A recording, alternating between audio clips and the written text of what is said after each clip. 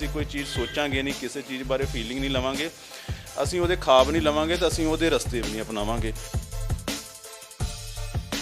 Body ਕੋਈ ਦੇਖਦਾ ਕਿਸੇ ਦੀ ਵੀ ਦਿਨਾਂ 'ਚ ਬਣ ਗਿਆ, ਦਿਨਾਂ 'ਚ ਨਹੀਂ ਬਣਦਾ, ਦਿਨਾਂ 'ਚ ਸਿਰਫ ਉਹ ਬਾਹਰ ਹੀ ਆਉਂਦਾ। ਉਹ ਸਭ ਤੋਂ ਪਹਿਲਾਂ ਤਾਂ ਉਸ ਕੁਦਰਤ ਦੀ ਦੇਣ ਆ ਵੀ ਉਹਨੇ ਇਸ ਪਾਸੇ ਲਾਇਆ, ਉਸ ਤੋਂ ਬਾਅਦ ਮਾਂ ਪਿਓ, ਤੇ ਇਸ ਤੀਸਰੇ ਨੰਬਰ 'ਤੇ ਮੇਰੀ ਆਪਣੀ ਸੋਚ ਆਉਂਦੀ ਆ।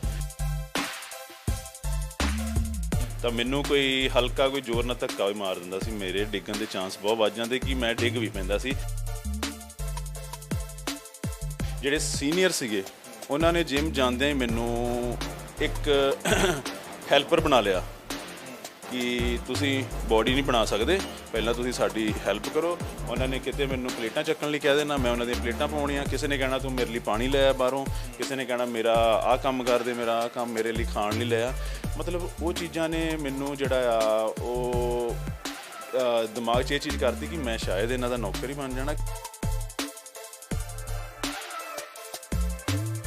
ਮੈਂ ਉਹਨਾਂ ਨੂੰ ਪੁੱਛਣਾ, ਉਹਨਾਂ ਨੇ ਮੈਨੂੰ ਝਿੜਕ ਦੇਣਾ ਵੀ ਯਾਰ ਤੂੰ ਬੱਚਾ ਆ, ਤੂੰ ਕੁਛ ਨਹੀਂ ਕਰ ਸਕਦਾ। ਜਾਂ ਮੈਂ ਪਤਲਾ ਸੀ, ਕਿਸੇ ਨੇ ਮੈਨੂੰ ਮਜ਼ਾਕ 'ਚ ਕਹਿਣਾ ਤੂੰ ਬਹੁਤ ਪਤਲਾ ਆ, ਤੇਰੀਆਂ ਹੱਡੀਆਂ ਟੁੱਟ ਜਾਣੀਆਂ, ਤੇਰਾ ਆਹ ਹੋ ਜਾਣਾ, ਉਹ ਹੋ ਜਾਣਾ।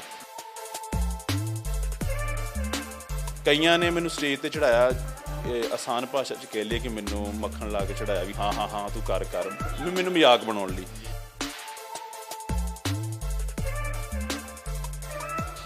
ਕਈ ਵਾਰੀ ਬੰਦਾ ਕਹਿੰਦਾ ਕਿ ਇਹ ਮੇਰੇ ਹੇਟਰ ਆ, ਮੈਂ ਇਹ ਕਹਿੰਦਾ ਕਿ ਜਿਹੜੇ ਹੇਟਰ ਆ ਉਹਨਾਂ ਦੀ ਬਦੌਲਤ ਹੀ ਮੈਂ ਇੱਥੇ ਹਾਂ। ਹੁਣ ਮੇਰੇ ਕੋਲ ਫੋਨ ਕਾਲ, ਕਈ ਵਾਰੀ ਮੈਸੇਜ 'ਤੇ ਉਹੀ ਪੁੱਛਦੇ ਵੀ ਭਾਜੀ ਟਾਈਮ ਦਿਓ ਥੋੜ੍ਹਾ, ਅਸੀਂ ਤੁਹਾਡੇ ਨਾਲ ਡਾਈਟ ਬਾਰੇ ਗੱਲ ਕਰਨੀ ਆ। ਇਹਨਾਂ ਇਨਸਾਨਾਂ ਦਾ ਜ਼ਿਆਦਾ ਧੰਨਵਾਦ ਕਰਦਾ ਜਿਨ੍ਹਾਂ ਨੇ ਮੈਨੂੰ ਇਸ ਚੀਜ਼ ਨੂੰ ਖਿੱਚਿਆ, ਬਾਹਰ ਕੱਢਿਆ, ਵੀ ਜਿਨ੍ਹਾਂ ਨੇ ਮੈਨੂੰ ਡੀਮੋਟੀਵੇਟ ਕੀਤਾ। ਤੂੰ ਨਹੀਂ ਕਰ ਸਕਦਾ, ਇਹ ਨਹੀਂ ਹੋਣਾ ਤੇਰੇ ਕੋਲ, ਇਹ ਤੇਰੇ ਵਾਸਤੇ ਰੋਗ ਨਹੀਂ, ਬਹੁਤ ਮਹਿੰਗਾ ਫੀਲਡ ਆ। ਹੁਣ ਜਿਮ ਜਾ ਕੇ ਬੰਦੇ ਕਹਿੰਦੇ ਬੋਡੀ ਬਣਦੀ, ਪਰ ਜਿਮ ਜਾ ਕੇ ਸੱਚਾਈ ਇਹ ਆ ਬੋਡੀ ਘਟਦੀ ਆ।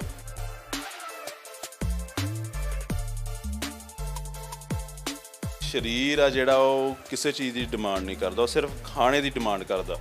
ਉਹ ਇਹ ਨਹੀਂ ਕਹਿੰਦਾ ਕਿ ਮੈਨੂੰ ਐਗ ਦੇ, ਚਿਕਨ ਦੇ, ਜਾਂ ਮੈਨੂੰ ਕੋਈ ਸਪਲੀਮੈਂਟ ਦੇ, ਜਾਂ ਮੈਨੂੰ ਕੋਈ ਨਸ਼ਾ ਦੇ, ਨਹੀਂ ਡਿਮਾਂਡ ਕਰਦਾ। ਅਸੀਂ ਆਪਣੇ ਹੱਥਾਂ ਨਾਲ ਹੀ ਕਰਦੇ ਹਾਂ। ਸਭ ਤੋਂ ਪਹਿਲਾਂ ਦਿਮਾਗ ਨਾਲ ਸੋਚਦੇ ਹਾਂ, ਫਿਰ ਆਪਣੇ ਹੱਥਾਂ ਨਾਲ ਉਸ ਚੀਜ਼ ਨੂੰ ਖਾ ਲੈਂਦੇ ਹਾਂ। ਉਹਨੂੰ ਪ੍ਰੋਟੀਨ ਚਾਹੀਦੀ ਆ, ਉਹਦੇ ਨਾਲ ਸਾਡੇ ਸੈੱਲ ਬਣਨੇ, ਟਿਸ਼ੂ ਬਣਨੇ, ਮਸਲ ਬਣਨੇ, ਜਿਹੜੇ ਕਿ ਹਜ਼ਾਰਾਂ ਲੱਖਾਂ ਮਿਲੀਅਨ 'ਚ ਹੁੰਦੇ ਆ। ਉਹ ਸੈੱਲ ਟਿਸ਼ੂ ਹੀ ਜਿਹੜੇ ਆ ਉਹ ਪ੍ਰੋਟੀਨ ਤੋਂ ਬਣਦੇ, ਤੇ ਉਹ ਵੈਜ ਤੋਂ ਵੀ ਮਿਲਦੇ, ਨੌਨ ਵੈਜ ਤੋਂ ਵੀ ਮਿਲਦੇ ਆ। ਪਰ ਅਸੀਂ ਉਹਨੂੰ ਜਿਹੜਾ ਹੈਗਾ ਆ ਇੱਦਾਂ ਨਹੀਂ ਕਰ ਸਕਦੇ ਕਿ ਵੈਜ ਨਾਲ ਹੀ ਮਿਲਣੇ ਆ ਜਾਂ ਨੌਨ ਵੈਜ ਨਾਲ। ਚੋਇਸ ਸਾਡੀ ਆ ਕਿੱਥੋਂ ਲੈਣੇ। ਤੁਹਾਡੀ ਚੋਇਸ ਆ ਤੁਸੀਂ ਵੈਜ ਹੋਵੋ, ਤੁਹਾਡੀ ਚੋਇਸ ਆ ਤੁਸੀਂ ਨੌਨ ਵੈਜ ਹੋ। ਬੋਡੀ ਹਰ ਇੱਕ ਦੀ ਬਣ ਜਾਂਦੀ ਆ। ਤੇ ਬਹੁਤ ਸਾਰੇ ਜਿਹੜੇ ਨੌਜਵਾਨ ਹੈਗੇ ਨੇ ਉਹ ਇੱਕਦਮ ਚਮਕਣਾ ਚਾਹੁੰਦੇ ਨੇ, ਸਟਾਰ ਬਣਨਾ ਚਾਹੁੰਦੇ ਨੇ, ਬੋਡੀ ਨੂੰ ਲੈ ਕੇ ਉਤਸ਼ਾਹਤ ਨੇ ਵੀ ਇੱਕਦਮ ਸਾਡੀ ਬੋਡੀ ਬਣ ਜਾਵੇ, ਹੈ ਨਾ। ਜਿਵੇਂ ਟੀਕੇ ਵੀ ਲਵਾਉਂਦੇ ਨੇ, ਅਕਸਰ ਇਹ ਚੀਜ਼ਾਂ ਚੱਲਦੀਆਂ ਨੇ, ਸਾਰੇ ਨਹੀਂ ਲਵਾਉਂਦੇ, ਬਹੁਤ ਸਾਰੇ ਹੈਗੇ ਨੇ। ਹਰੇਕ ਦੇ ਮਨ ਦੇ ਵਿੱਚ ਉਤਸ਼ਾਹ ਹੁੰਦਾ ਵੀ ਮੈਂ ਤਕੜਾ ਹੋ ਜਾਵਾਂ। ਤੁਸੀਂ ਮੈਨੂੰ ਇਹ ਦੱਸੋ ਕਿ ਜਿਹੜਾ ਸਾਲਾਂ ਦਾ ਸਿਲੇਬਸ ਆ ਉਹ ਤੁਸੀਂ ਇੱਕ ਦਿਨ 'ਚ ਕਿੱਦਾਂ ਪੜ੍ਹਾ ਦੋਗੇ? ਉਹ ਗੁੰਮਰਾਹ ਕਰਨ ਵਾਲੀਆਂ ਗੱਲਾਂ ਆ। ਐਵੇਂ ਕਿਸੇ ਸਪਲੀਮੈਂਟ ਵੇਚਣ ਵਾਲੇ ਦੇ ਅੱਗੇ ਪਿੱਛੇ ਲੱਗ ਕੇ ਇਹ ਚੀਜ਼ਾਂ ਨੂੰ ਨਾ ਖਰੀਦੋ, ਕਿਉਂਕਿ ਉਹਨੇ ਤਾਂ ਆਪਣਾ ਬਿਜ਼ਨਸ ਕਰਨਾ।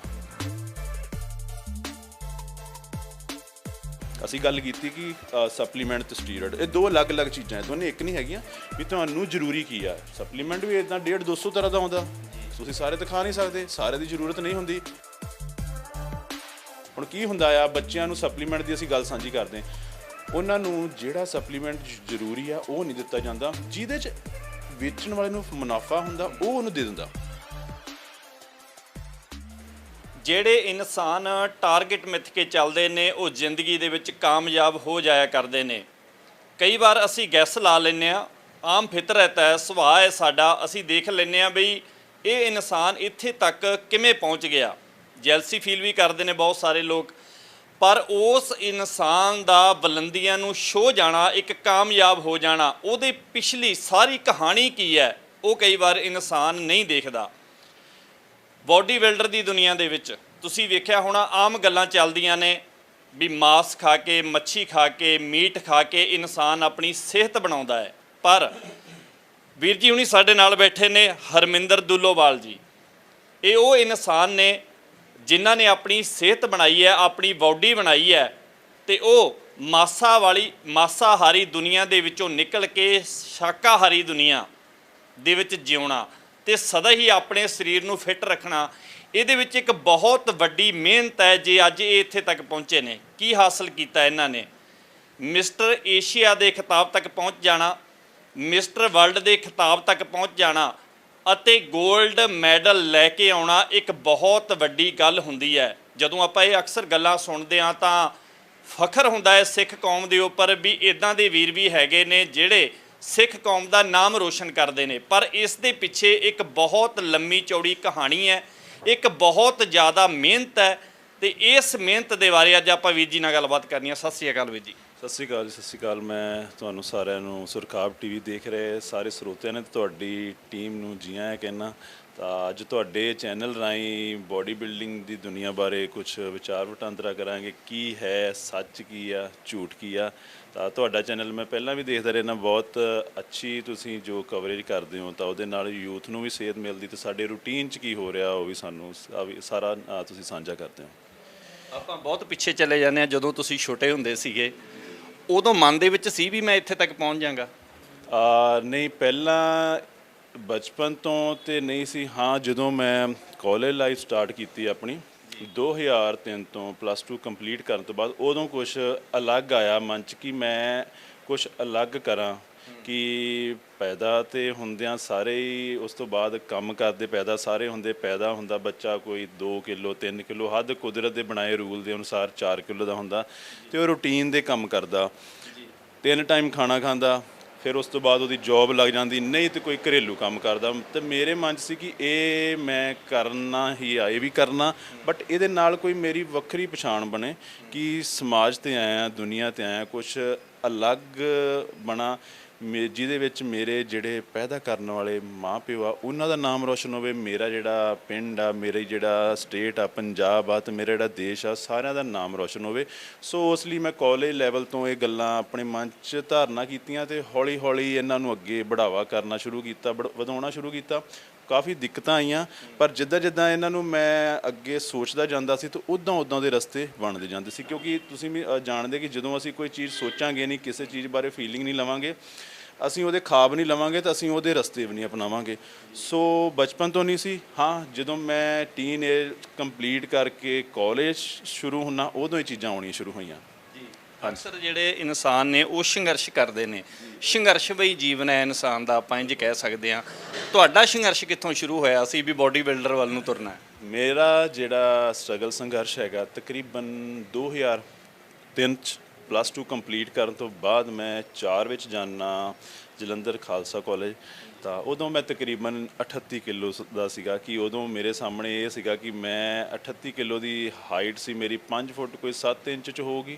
ਤਾਂ ਮੈਨੂੰ ਕੋਈ ਹਲਕਾ ਕੋਈ ਜ਼ੋਰ ਨਾਲ ਧੱਕਾ ਵੀ ਮਾਰ ਦਿੰਦਾ ਸੀ, ਮੇਰੇ ਡਿੱਗਣ ਦੇ ਚਾਂਸ ਬਹੁਤ ਵੱਧ ਜਾਂਦੇ ਕਿ ਮੈਂ ਡਿੱਗ ਵੀ ਪੈਂਦਾ ਸੀ। ਅਤੇ ਆਮ ਜਿੱਦਾਂ ਅੱਜ ਕੱਲ੍ਹ ਅਸੀਂ ਪਤਲੇ ਬੰਦੇ ਨੂੰ ਕਹਿ ਦਿੰਦੇ ਵੀ ਤੂੰ ਬਹੁਤ ਕਮਜ਼ੋਰ ਆ, ਤੂੰ ਪੱਖੇ ਅੱਗੇ ਵੀ ਖੜਾ ਹੋਏਗਾ, ਤੂੰ ਹਵਾ 'ਚ ਉੱਡ ਸਕਦਾ, ਉੱਦਾਂ ਦੇ ਹਾਲਾਤ ਮੇਰੇ ਸੀਗੇ। ਜਦੋਂ ਹਨੇਰੀ ਆਉਂਦੀ ਹੈ ਤਾਂ ਕਈ ਮਜ਼ਾਕ ਕਰਦੇ ਨੇ, ਭਾਈ ਅੰਦਰ ਬਹਿ ਜਾ ਕਿਤੇ ਉੱਡ ਨਾ ਜਾਈਂ, ਵੀ ਤੂੰ ਹੀ ਨਾ ਉੱਡ ਜੀ। ਹੋਰ ਚੀਜ਼ਾਂ ਮੈਂ ਇੱਦਾਂ ਦੀ ਚੀਜ਼ਾਂ ਨੇ ਮੈਨੂੰ ਅੱਗਿਓਂ ਕਾਫੀ ਮੇਰੇ ਅੰਦਰੋਂ ਹੀ ਭਾਵਨਾ ਕੀ ਹੋਣੀ ਕਿ ਮੈਂ ਠੀਕ ਆ, ਪੈਦਾ ਹੋਇਆ। ਉਹ ਜਦੋਂ ਪੈਦਾਇਸ਼ ਤੋਂ ਬਾਅਦ ਬੰਦੇ ਦੀ ਡਾਈਟ ਵੀ ਠੀਕ ਹੁੰਦੀ, ਪਰ ਫਿਰ ਵੀ ਕਈ ਵਾਰੀ ਸਾਨੂੰ ਖਾਣਾ ਉੱਦਾਂ ਦਾ ਨਹੀਂ ਲੱਗਦਾ ਜਾਂ ਸਾਨੂੰ ਨਹੀਂ ਪਤਾ ਹੁੰਦਾ, ਪਰ ਮੈਂ ਕੁਛ ਅਲੱਗ ਕਰਾਂ। ਸੰਘਰਸ਼ ਦੇ ਦੌਰਾਨ ਮੈਨੂੰ ਪਹਿਲਾਂ ਤਾਂ ਮੈਂ ਜਿਮ ਜਾਣਾ ਸ਼ੁਰੂ ਕੀਤਾ, ਅਤੇ ਜਿਮ ਜਾਣਾ ਹੈ ਤਾਂ ਮੈਨੂੰ ਜਿਮ ਬਾਰੇ ਕੁਛ ਪਤਾ ਹੀ ਨਹੀਂ, ਅਤੇ ਉਹ ਸਭ ਤੋਂ ਜ਼ਿਆਦਾ ਸੰਘਰਸ਼। ਫਿਰ ਜੇ ਮੈਂ ਜਿਮ ਆਪਣੀ ਮਰਜ਼ੀ ਦੀ ਐਕਸਰਸਾਈਜ਼ ਕਰਦਾ ਜਾ ਕੇ, ਤਾਂ ਉਹ ਐਕਸਰਸਾਈਜ਼ ਕਰਕੇ ਮੈਂ ਅਗਲੇ ਦਿਨ ਇੱਕ ਪੂਰਾ ਬਿਮਾਰਾਂ ਵਾਲੀ ਮੇਰੀ ਹਾਲਤ ਹੋ ਜਾਂਦੀ, ਮੈਂ 1 ਹਫ਼ਤਾ ਜਿਮ ਹੀ ਨਹੀਂ ਆਉਂਦਾ, ਅਤੇ ਉਹ ਵੀ ਇੱਕ ਸੰਘਰਸ਼ ਹੋ ਗਿਆ। ਉਸ ਤੋਂ ਬਾਅਦ ਉਹ ਚੀਜ਼ ਦਾ ਮੈਂ ਹੌਲੀ ਹੌਲੀ ਆਦਤ ਬਣਾ ਲਈ, ਆਦੀ ਬਣ ਗਿਆ, ਆਦੀ ਹੋ ਗਿਆ। ਫਿਰ ਉਸ ਤੋਂ ਬਾਅਦ ਦੂਸਰਾ ਜਿਹੜਾ ਸਟਰਗਲ ਆਇਆ ਕਿ ਹੁਣ ਮੈਂ ਖਾਣਾ ਕੀ ਆ। ਖਾਣਾ ਮੈਂ ਆਪਣੇ ਮੁਤਾਬਕ ਖਾਂਦਾ ਸੀ, ਆਪਣੇ ਵੱਲੋਂ ਵਧੀਆ ਖਾਂਦਾ ਸੀ, ਪਰ ਮੈਨੂੰ ਨਾ ਹੀ ਉਹ ਡਾਈਜੈਸਟ ਹੋਵੇ ਅਤੇ ਨਾ ਹੀ ਮੈਨੂੰ ਉਹਦਾ ਕੋਈ ਰਿਜ਼ਲਟ ਮਿਲੇ। ਉਲਟਾ ਮੇਰਾ ਪੇਟ ਖਰਾਬ, ਹੋਰ ਐਕਟੀਵਿਟੀ ਹੋਣ ਲੱਗ ਪਈ, ਲੂਜ਼ ਮੋਸ਼ਨ, ਇੱਦਾਂ ਦੀ ਚੀਜ਼ਾਂ ਹੋਣ ਲੱਗ ਪਈਆਂ, ਜਿਨ੍ਹਾਂ ਦੇ ਨਾਲ ਉਹ ਵੀ ਮੇਰੇ ਲਈ ਇੱਕ ਸੰਘਰਸ਼ ਹੋ ਗਿਆ। ਫਿਰ ਉਸ ਤੋਂ ਬਾਅਦ ਮੈਨੂੰ ਕੋਈ ਕੋਚ ਦੀ ਜ਼ਰੂਰਤ ਪੈਂਦੀ, ਅਤੇ ਜਦੋਂ ਕੋਚ ਦੀ ਜ਼ਰੂਰਤ ਪੈਂਦੀ ਤਾਂ ਮੈਨੂੰ ਉਹ ਕੋਈ ਕੋਚ ਨਹੀਂ ਪ੍ਰੋਪਰ ਮਿਲਦਾ। ਮਤਲਬ ਇੱਦਾਂ ਦੇ ਸੰਘਰਸ਼ ਹੁੰਦੇ ਰਹੇ ਡਾਈਟ ਨੂੰ ਲੈ ਕੇ, ਐਕਸਰਸਾਈਜ਼ ਨੂੰ ਲੈ ਕੇ। ਤਾਂ ਉਹਨਾਂ ਚੀਜ਼ਾਂ ਨੇ ਮੈਨੂੰ ਉਸ ਤੋਂ ਉੱਪਰ ਜਿਹੜੀ ਕਿ ਮੈਨੂੰ ਇੱਕ ਨਵੀਂ ਚੀਜ਼ ਮਿਲੀ ਕਿ ਮੈਨੂੰ ਡਾਈਟ ਅਤੇ ਐਕਸਰਸਾਈਜ਼ ਮੈਂ ਹੌਲੀ ਹੌਲੀ ਸਿੱਖ ਜੂੰਗਾ। ਪਰ ਮੈਂ ਫਿਰ ਸੰਘਰਸ਼ 'ਚ ਇੱਕ ਚੀਜ਼ ਹੋਰ ਨਵੀਂ ਐਡ ਕੀਤੀ ਕਿ ਮੈਂ ਵੈਜੀਟੇਰੀਅਨ ਬਣਨਾ ਆ। ਤਾਂ ਵੈਜੀਟੇਰੀਅਨ ਬਣ ਕੇ ਪਹਿਲਾਂ ਇਹ ਹੁੰਦਾ ਸੀ ਕਿ ਵੈਜੀਟੇਰੀਅਨ ਤੋਂ ਬਿਨਾਂ ਤੁਸੀਂ ਜਿਹੜੀ ਆ, ਅੱਜ ਵੀ ਅਸੀਂ ਸੋਚਦੇ ਪਹਿਲਾਂ ਵੀ ਕਿ ਵੈਜੀਟੇਰੀਅਨ ਹੋ ਕੇ ਤੁਸੀਂ ਜਿਹੜੀ ਆ ਬੋਡੀ ਨਹੀਂ ਬਣਾ ਸਕਦੇ। ਤੇ ਮੇਰੇ ਵੀ ਉਹ ਮਨ 'ਚ ਸੀਗਾ, ਪਰ ਮੇਰੇ ਮਨ 'ਚ ਉਸ ਤੋਂ ਪਹਿਲਾਂ ਇਹ ਵੀ ਸੀ ਕਿ ਮੈਂ ਕੁਛ ਅਲੱਗ ਕਰਾਂ। ਉਹ ਵੀ ਸੰਘਰਸ਼ ਦਾ ਹੀ ਹਿੱਸਾ ਸੀ। ਤੇ ਉਹ ਵੈਜੀਟੇਰੀਅਨ ਹੋ ਗਿਆ, ਉੱਪਰੋਂ ਮੈਨੂੰ ਐਕਸਰਸਾਈਜ਼ ਨਹੀਂ ਹੱਲੇ ਪਤਾ, ਉੱਪਰੋਂ ਮੈਨੂੰ ਜਿਹੜੀ ਡਾਈਟ ਪਤਾ ਹੈ ਉਹ ਮੈਨੂੰ ਪਚ ਨਹੀਂ ਰਹੀ। ਇੱਦਾਂ ਦੇ ਸੰਘਰਸ਼ ਹੁੰਦੇ ਰਹੇ।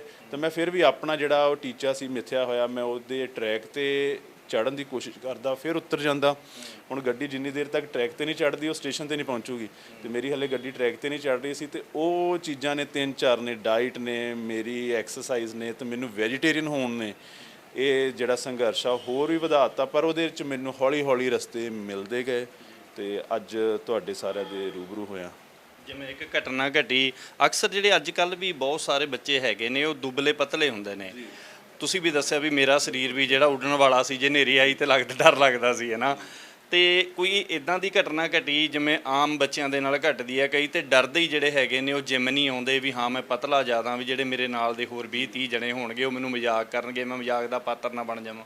ਹਾਂ, ਇੱਦਾਂ ਦੀਆਂ ਘਟਨਾਵਾਂ ਮਤਲਬ ਬਿਗਿਨ ਤਾਂ ਮੈਂ ਉਹ ਸਾਰੀਆਂ ਸਾਂਝੀਆਂ ਕਰਨ ਲੱਗਾ ਤੁਹਾਡੇ ਚੈਨਲ 'ਤੇ, ਤਾਂ ਕਾਫੀ ਸਾਨੂੰ ਸਮਾਂ ਲੱਗ ਜਾਊਗਾ। ਪਰ ਉਹਦੇ 'ਚੋਂ ਮੈਂ ਤੁਹਾਨੂੰ ਕੁਛ ਚੀਜ਼ਾਂ ਸਾਂਝੀਆਂ ਕਰਦਾ ਹਾਂ।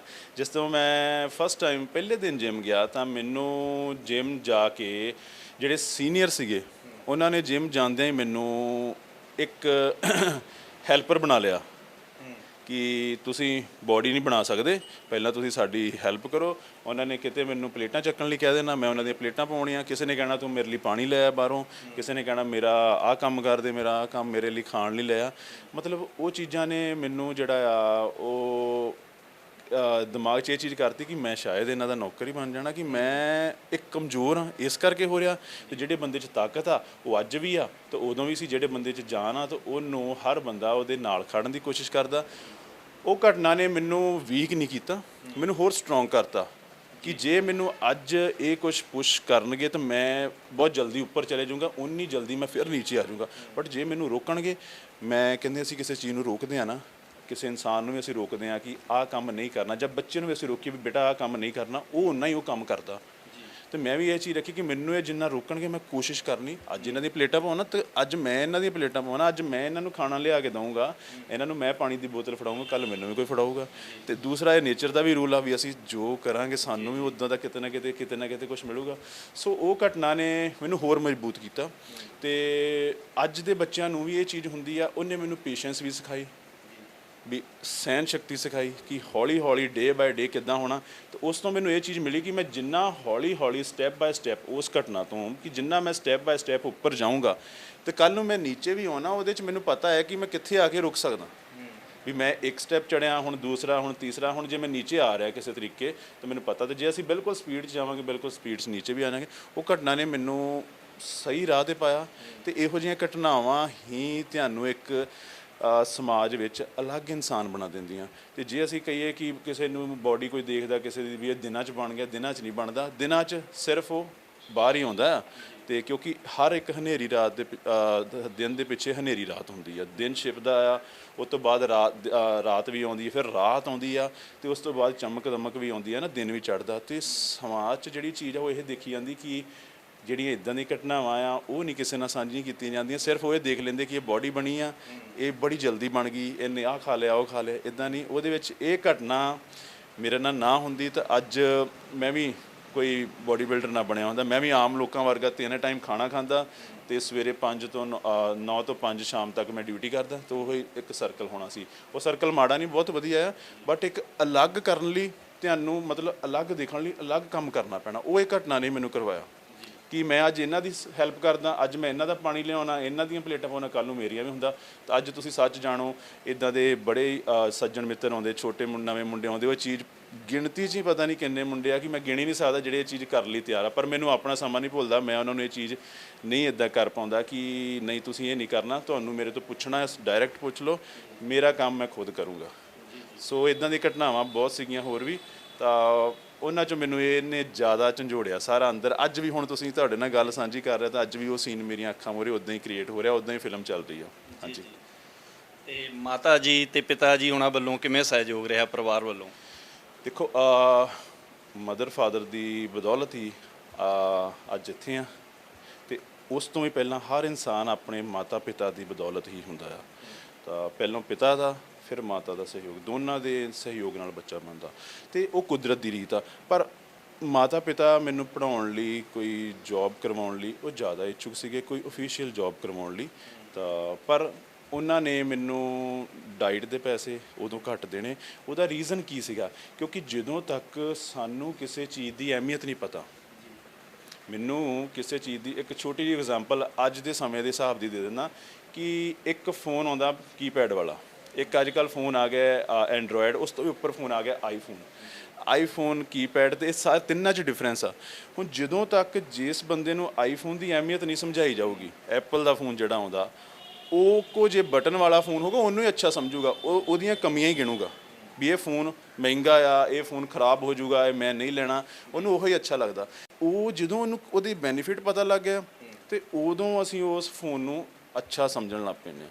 ਇੱਕ ਐਗਜ਼ਾਮਪਲ ਆ ਇਹ, ਇੱਦਾਂ ਹੀ ਮਦਰ ਫਾਦਰ, ਮੇਰੇ ਵੀ ਸਾਰਿਆਂ ਦੇ ਮਦਰ ਫਾਦਰ ਇਹ ਹੁੰਦੇ, ਹਰ ਟਾਈਮ ਉਹ ਅੱਛਾ ਸੋਚਦੇ। ਉਹਨਾਂ ਨੂੰ ਪਹਿਲਾਂ ਇਹ ਚੀਜ਼ਾਂ ਬਾਰੇ ਗਿਆਨ ਨਹੀਂ ਸੀ, ਮੇਰੇ ਪਿਤਾ ਜੀ ਨੂੰ, ਮੇਰੇ ਮਦਰ ਨੂੰ ਇਹਨਾਂ ਚੀਜ਼ਾਂ ਬਾਰੇ ਗਿਆਨ ਨਹੀਂ ਸੀ। ਫਿਰ ਮੈਂ ਸੋਚਿਆ ਕਿ ਇਹ ਮੈਨੂੰ ਮਾੜਾ ਰਸਤਾ ਨਹੀਂ ਦਿਖਾ ਰਹੇ, ਇਹਨਾਂ ਨੂੰ ਇਸ ਚੀਜ਼ ਦਾ ਗਿਆਨ ਹੀ ਨਹੀਂ। ਹਰ ਬੱਚੇ ਨੂੰ ਵੀ, ਆਪਣੇ ਮਾਪਿਓ ਨੂੰ, ਤੇ ਮਾਪਿਓ ਨੂੰ ਵੀ ਬੱਚਿਆਂ ਦੀ ਜਿਹੜੀ ਜੋ ਚੀਜ਼ ਚਾਹੁੰਦੇ ਉਹਦੇ ਬਾਰੇ ਗਿਆਨ ਹੋਣਾ ਚਾਹੀਦਾ।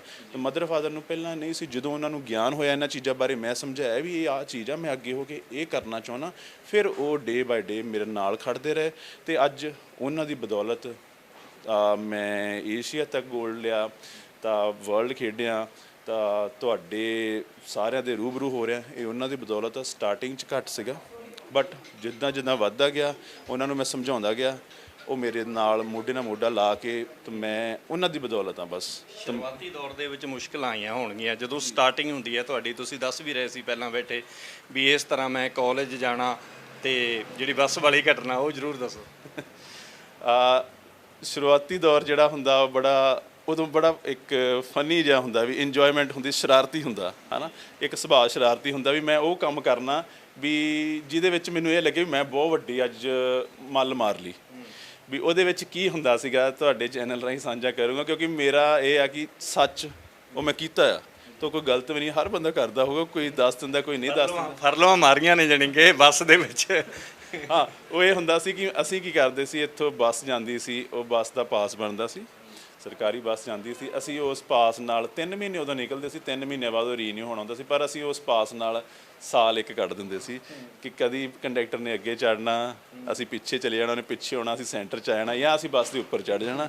ਹਾਸਲ ਕੁਛ ਨਹੀਂ ਹੋਣਾ, ਸਿਰਫ ਇੱਕ ਮਨ ਨੂੰ ਤਸੱਲੀ ਹੋਣੀ ਕਿ ਅੱਜ ਮੈਂ ਆ ਅਚੀਵ ਕਰ ਲਿਆ, ਅੱਜ ਮੈਂ ਆ ਚੀਜ਼ ਘੁਮਾ ਆਇਆ, ਅੱਜ ਮੈਂ ਇਹਨੂੰ ਇੱਦਾਂ ਕਰ ਆਇਆ। ਪਰ ਉਹ ਚੀਜ਼ ਹੋਣੀ ਵੀ ਜ਼ਰੂਰੀ ਆ, ਕਿਉਂਕਿ ਉਹ ਸਮਾਂ ਸੀ ਕਾਲਜ ਦਾ, ਹੁਣ ਉਹ ਨਿਕਲ ਗਿਆ। ਉਹ ਜਿਹੜੀ 18-19 ਸਾਲ ਦੀ ਏ ਸੀ ਉਹ ਨਿਕਲ ਗਈ। ਅੱਜ ਉਹਨੂੰ ਸੋਚ ਕੇ ਅਸੀਂ ਯਾਦ ਹੀ ਕਰ ਸਕਦੇ ਕਿ ਹਾਂ ਮੈਂ ਉਹ ਸਮੇਂ 'ਚ ਇੱਦਾਂ ਕਰਦਾ ਸੀ। ਅਤੇ ਉਹ ਘਟਨਾ ਉਦੋਂ ਮੈਂ ਨਹੀਂ, ਪਰ ਬਾਕੀ ਵੀ ਸਾਰੇ ਕਰਦੇ ਸੀ, ਪਰ ਮੈਂ ਆਪਣੇ ਲਈ ਕਰਦਾ ਸੀ ਕਿ ਮੈਨੂੰ ਇਹ ਚੀਜ਼ਾਂ ਅੱਗੇ ਜਾ ਕੇ ਇਹਨਾਂ 'ਤੇ ਮੈਨੂੰ ਹਾਸਾ ਵੀ ਆਉਂਦਾ, ਅਤੇ ਹੁਣ ਇਹ ਮੈਂ ਸਾਂਝੀਆਂ ਕਰਨ 'ਚ ਕੋਈ ਸ਼ਰਮ ਨਹੀਂ ਕਰਦਾ, ਕਿਉਂਕਿ ਇਹ ਮੇਰਾ ਪਾਸਟ ਸੀਗਾ ਤਾਂ ਸੱਚ ਆ। ਅਤੇ ਇਹਦੇ ਤੋਂ ਮੈਂ ਕਈ ਗੱਲਾਂ ਸਿੱਖਦਾ ਆ ਕਿ ਮੈਂ ਕਈ ਵਾਰੀ ਇਹ ਸੋਚਦਾ ਮੈਂ ਸ਼ਾਇਦ ਬੱਸ ਵਾਲੇ ਦਾ ਨੁਕਸਾਨ ਵੀ ਕੀਤਾ, ਵੀ ਉਹਨੂੰ ਮੈਂ ਕਿਰਾਇਆ ਦਿੰਦਾ, ਉਹ ਉਹਨੂੰ ਕਿਰਾਏ ਨੂੰ ਕਿਤੇ ਆਪਣੇ ਖਰਚਿਆਂ 'ਚ ਪਾਉਂਦਾ, ਪਰ ਮੈਂ ਹੁਣ ਉਹਨੂੰ ਇਹ ਵੀ ਸੋਚਦਾ ਕਿ ਉਹ ਮੇਰਾ ਸ਼ਰਾਰਤੀ ਸੀ। ਉਦੋਂ ਬਚਪਨ ਖਤਮ ਹੁੰਦਾ ਹੈ ਅਤੇ ਜਵਾਨੀ ਚੱਲਦੀ ਆ, ਸ਼ੁਰੂਆਤ ਹੁੰਦੀ ਆ, ਅਤੇ ਅਸੀਂ ਉਹਨਾਂ ਸਮਿਆਂ ਦੌਰਾਨ ਦੋਨਾਂ ਚੀਜ਼ਾਂ ਦੇ ਵਿੱਚ ਹੁੰਦੇ ਹਾਂ, ਅਤੇ ਉਦੋਂ ਇਹ ਚੀਜ਼ਾਂ ਜ਼ਿਆਦੀਆਂ ਪੈਦਾ ਹੁੰਦੀਆਂ। ਸੋ ਇਹ ਚੀਜ਼ ਮੈਨੂੰ ਅੱਜ ਵੀ ਸੋਚ ਕੇ ਆਪਣੇ ਆਪ 'ਤੇ ਹਾਸਾ ਆਉਂਦਾ ਇਹ ਚੀਜ਼ਾਂ, ਪਰ ਸਿੱਖਣ ਨੂੰ ਵੀ ਕਾਫੀ ਕੁਛ ਮਿਲਦਾ ਆ ਕਿ ਉਹ ਚੀਜ਼ਾਂ ਜੇ ਅਸੀਂ ਨਾ ਕਰ ਪਾਉਂਦੇ, ਹੁਣ ਜਿਹੜਾ ਵੇਲਾ ਨਿਕਲ ਗਿਆ ਉਹ ਸਾਡੇ ਹੱਥ ਨਹੀਂ ਆਉਣਾ। ਅੱਜ ਦਾ ਵੇਲਾ ਆ, ਅਸੀਂ ਜੋ ਸਾਂਝਾ ਕਰ ਲਾਂਗੇ ਉਹ ਤੁਹਾਡੇ ਚੈਨਲ ਰਾਹੀਂ ਅਸੀਂ ਅੱਗੇ ਲੈ ਆਵਾਂਗੇ। ਬਟ ਇਹ ਆ ਕਿ ਜਦੋਂ ਇਹ ਨਿਕਲ ਗਿਆ, ਪ੍ਰੈਜ਼ੈਂਟ ਆ, ਪ੍ਰੈਜ਼ੈਂਟ 'ਚ ਰਹੋਗੇ ਤੁਸੀਂ ਖੁਸ਼ ਰਹੋਗੇ। ਪਾਸਟ ਬੀਤ ਗਿਆ, ਫਿਊਚਰ ਆਉਣਾ, ਫਿਊਚਰ ਤਾਂ ਹੀ ਬਣਨਾ ਜੇ ਪ੍ਰੈਜ਼ੈਂਟ ਬਾਰੇ ਸੋਚੋਗੇ। ਸੋ ਘਟਨਾ ਬੜੀ ਉਹ ਯਾਦਗਾਰ ਆ, ਤੁਹਾਡੇ ਅੱਜ ਸਾਂਝੀਆਂ ਕਰਦੇ ਤਾਂ ਸਾਰੀਆਂ ਚੀਜ਼ਾਂ ਅੱਖਾਂ ਮੂਹਰੇ ਆ ਰਹੀਆਂ, ਉੱਦਾਂ ਹੀ ਫੋਟੋ ਬਣ ਰਹੀ ਹੈ। ਹਾਂਜੀ। ਤੇ ਜੇਬ ਖਰਚ ਜਿਹੜਾ ਮਿਲਦਾ ਸੀ ਵੀਰ, ਉਹ ਵੀ ਅੱਜ ਦੱਸ ਹੀ ਦਿਓ ਵੀ ਕਿੱਥੇ ਵਰਤਦੇ ਸੀ ਤੁਸੀਂ ਪੈਸੇ? ਤੇ ਉਹ ਪਾਸ ਨਾਲ ਬਚਾ ਲੈਂਦੇ ਸੀ ਨਾ, ਬਾਕੀ ਕਿੱਥੇ ਜਾਂਦੇ ਸੀ?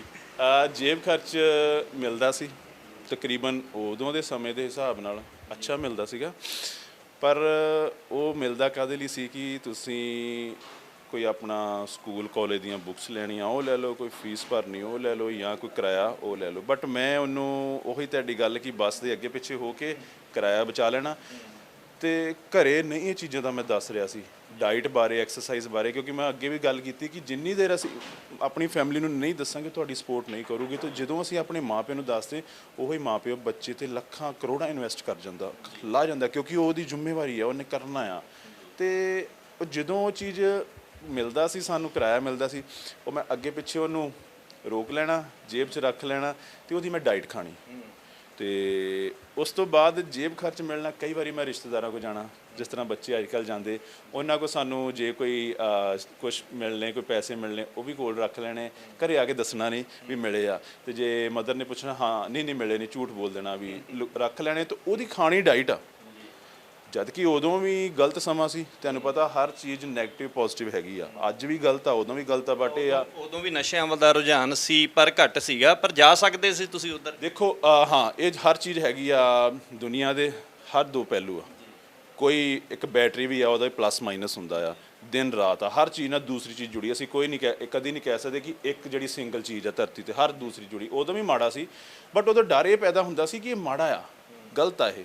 ਉਹ ਸਭ ਤੋਂ ਪਹਿਲਾਂ ਤਾਂ ਉਸ ਕੁਦਰਤ ਦੀ ਦੇਣ ਆ ਵੀ ਉਹਨੇ ਇਸ ਪਾਸੇ ਲਾਇਆ, ਉਸ ਤੋਂ ਬਾਅਦ ਮਾਂ ਪਿਓ, ਤੇ ਇਸ ਤੀਸਰੇ ਨੰਬਰ ਤੇ ਮੇਰੀ ਆਪਣੀ ਸੋਚ ਆਉਂਦੀ ਆ। ਤਾਂ ਉਹ ਚੀਜ਼ ਨੇ ਮੈਨੂੰ, ਉਹ ਜਿੰਨੇ ਵੀ ਪੈਸੇ ਹੁੰਦੇ ਸੀਗੇ ਮੈਂ ਸਾਰੇ ਦੇ ਸਾਰੇ ਖਾਣ ਤੇ ਲਾਉਂਦਾ ਸੀ। ਡਾਈਟ ਕੀ ਹੁੰਦੀ ਸੀ ਉਦੋਂ, ਫਰੂਟ ਹੋ ਗਿਆ, ਦੁੱਧ ਹੋ ਗਿਆ, ਜਾਂ ਡਰਾਈ ਫਰੂਟ ਹੋ ਗਿਆ, ਇਹਨਾਂ ਚੀਜ਼ਾਂ ਤੇ, ਜਾਂ ਜੂਸ ਪੀ ਲੈਣਾ, ਇਹਨਾਂ ਚੀਜ਼ਾਂ ਤੇ ਲਾਉਣਾ, ਕਿਉਂਕਿ ਨੌਨ ਵੈਜ ਮੈਂ ਖਾਂਦਾ ਹੀ ਨਹੀਂ ਸੀ।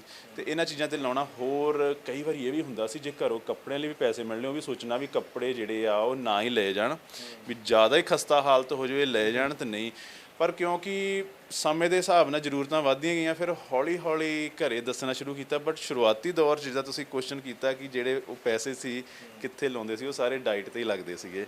ਤਾਂ ਜੇ ਡਾਈਟ 'ਤੇ ਨਾ ਲੱਗਦੇ ਹੁੰਦੇ, ਅੱਜ ਨਾ ਹੁੰਦੇ ਇੱਥੇ।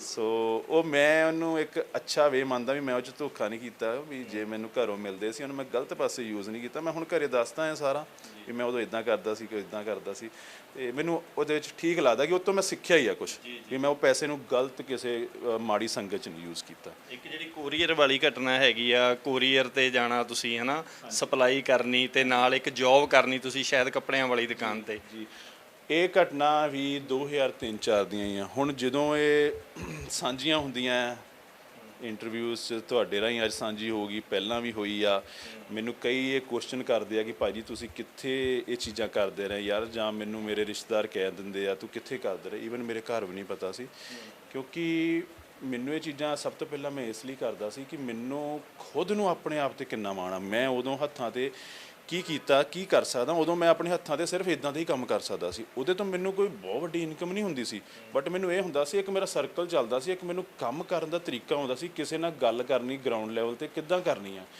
ਪੈਸੇ ਦੀ ਕੀ ਅਹਿਮੀਅਤ ਆ। ਹੁਣ ਸਾਨੂੰ ਕੋਈ ਬਣਿਆ ਬਣਾਇਆ ਕਰੋੜਾਂ ਦਾ ਘਰ ਦੇ ਦੇ, ਸਾਨੂੰ ਉਹਦੀ ਵੈਲਿਊ ਨਹੀਂ ਹੋਣੀ। ਤੇ ਜੇ ਅਸੀਂ ਉਹੀ ਉਹਨੂੰ ਹਜ਼ਾਰਾਂ ਲੱਖਾਂ 'ਚ ਬਣਾਇਆ ਹੋਊਗਾ, ਸਾਨੂੰ ਉਹਦੀ ਵੈਲਿਊ ਹੋਣੀ, ਵੀ ਉਹਦੀ ਇੱਟ ਨਾਲ ਵੀ ਸਾਨੂੰ ਪਿਆਰ ਹੋਣਾ। ਤੇ ਜੇ ਸਾਨੂੰ ਕਰੋੜਾਂ ਦੀ ਪ੍ਰਾਪਰਟੀ ਮਿਲ ਜਾਵੇ, ਕਹਿਣਾ ਨਹੀਂ ਵੀ ਮੈਨੂੰ ਪਤਾ ਨਹੀਂ ਮੈਂ ਕਿੱਦਾਂ ਕਮਾਈ। ਉਹ ਸਿਰਫ ਮੈਂ ਕੰਮ ਇਸ ਲਈ ਕਰਦਾ ਸੀ ਕਿ ਮੈਨੂੰ ਦੁਨੀਆ 'ਚ ਵਿਚਰਨਾ, ਕੰਮ ਕਰਨਾ, ਪੈਸੇ ਦੀ ਕੀ ਅਹਿਮੀਅਤ ਹੈ, ਕਿੱਦਾਂ ਕਮਾਇਆ ਜਾਂਦਾ, ਕਿੱਦਾਂ ਕਿਸੇ ਨਾਲ ਗੱਲ ਕੀਤੀ ਜਾਂਦੀ, ਉਹ ਸਾਰੀਆਂ ਚੀਜ਼ਾਂ ਮੈਂ ਕਰਦਾ ਸੀ।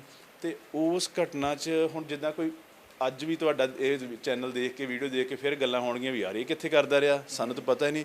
ਕਿਉਂਕਿ ਹੁਣ ਇੱਕ ਫਿਲਮ ਬਣਦੀ ਆ, 3 ਘੰਟੇ ਦੀ ਫਿਲਮ ਹੁੰਦੀ, ਅਸੀਂ 3 ਘੰਟੇ 'ਚ ਉਹਨੂੰ ਕੰਪਲੀਟ ਕਰ ਦਿੰਦੇ, ਬਟ ਉਹਦੇ ਪਿੱਛੇ ਕਿੰਨਾ ਪੈਸਾ ਲੱਗਾ, ਕਿੱਥੇ ਕਿੱਥੇ ਸ਼ੂਟ ਹੋਇਆ, ਕੀ ਉਹਦੇ ਵਿੱਚ ਦਿੱਕਤਾਂ ਆਈਆਂ, ਉਹ ਕਿਸੇ ਨੂੰ ਨਹੀਂ ਪਤਾ। ਅਸੀਂ ਸਿਰਫ ਇਹ ਦੇਖ ਲੈਂਦੇ ਫਿਲਮ ਬੜੀ ਵਧੀਆ।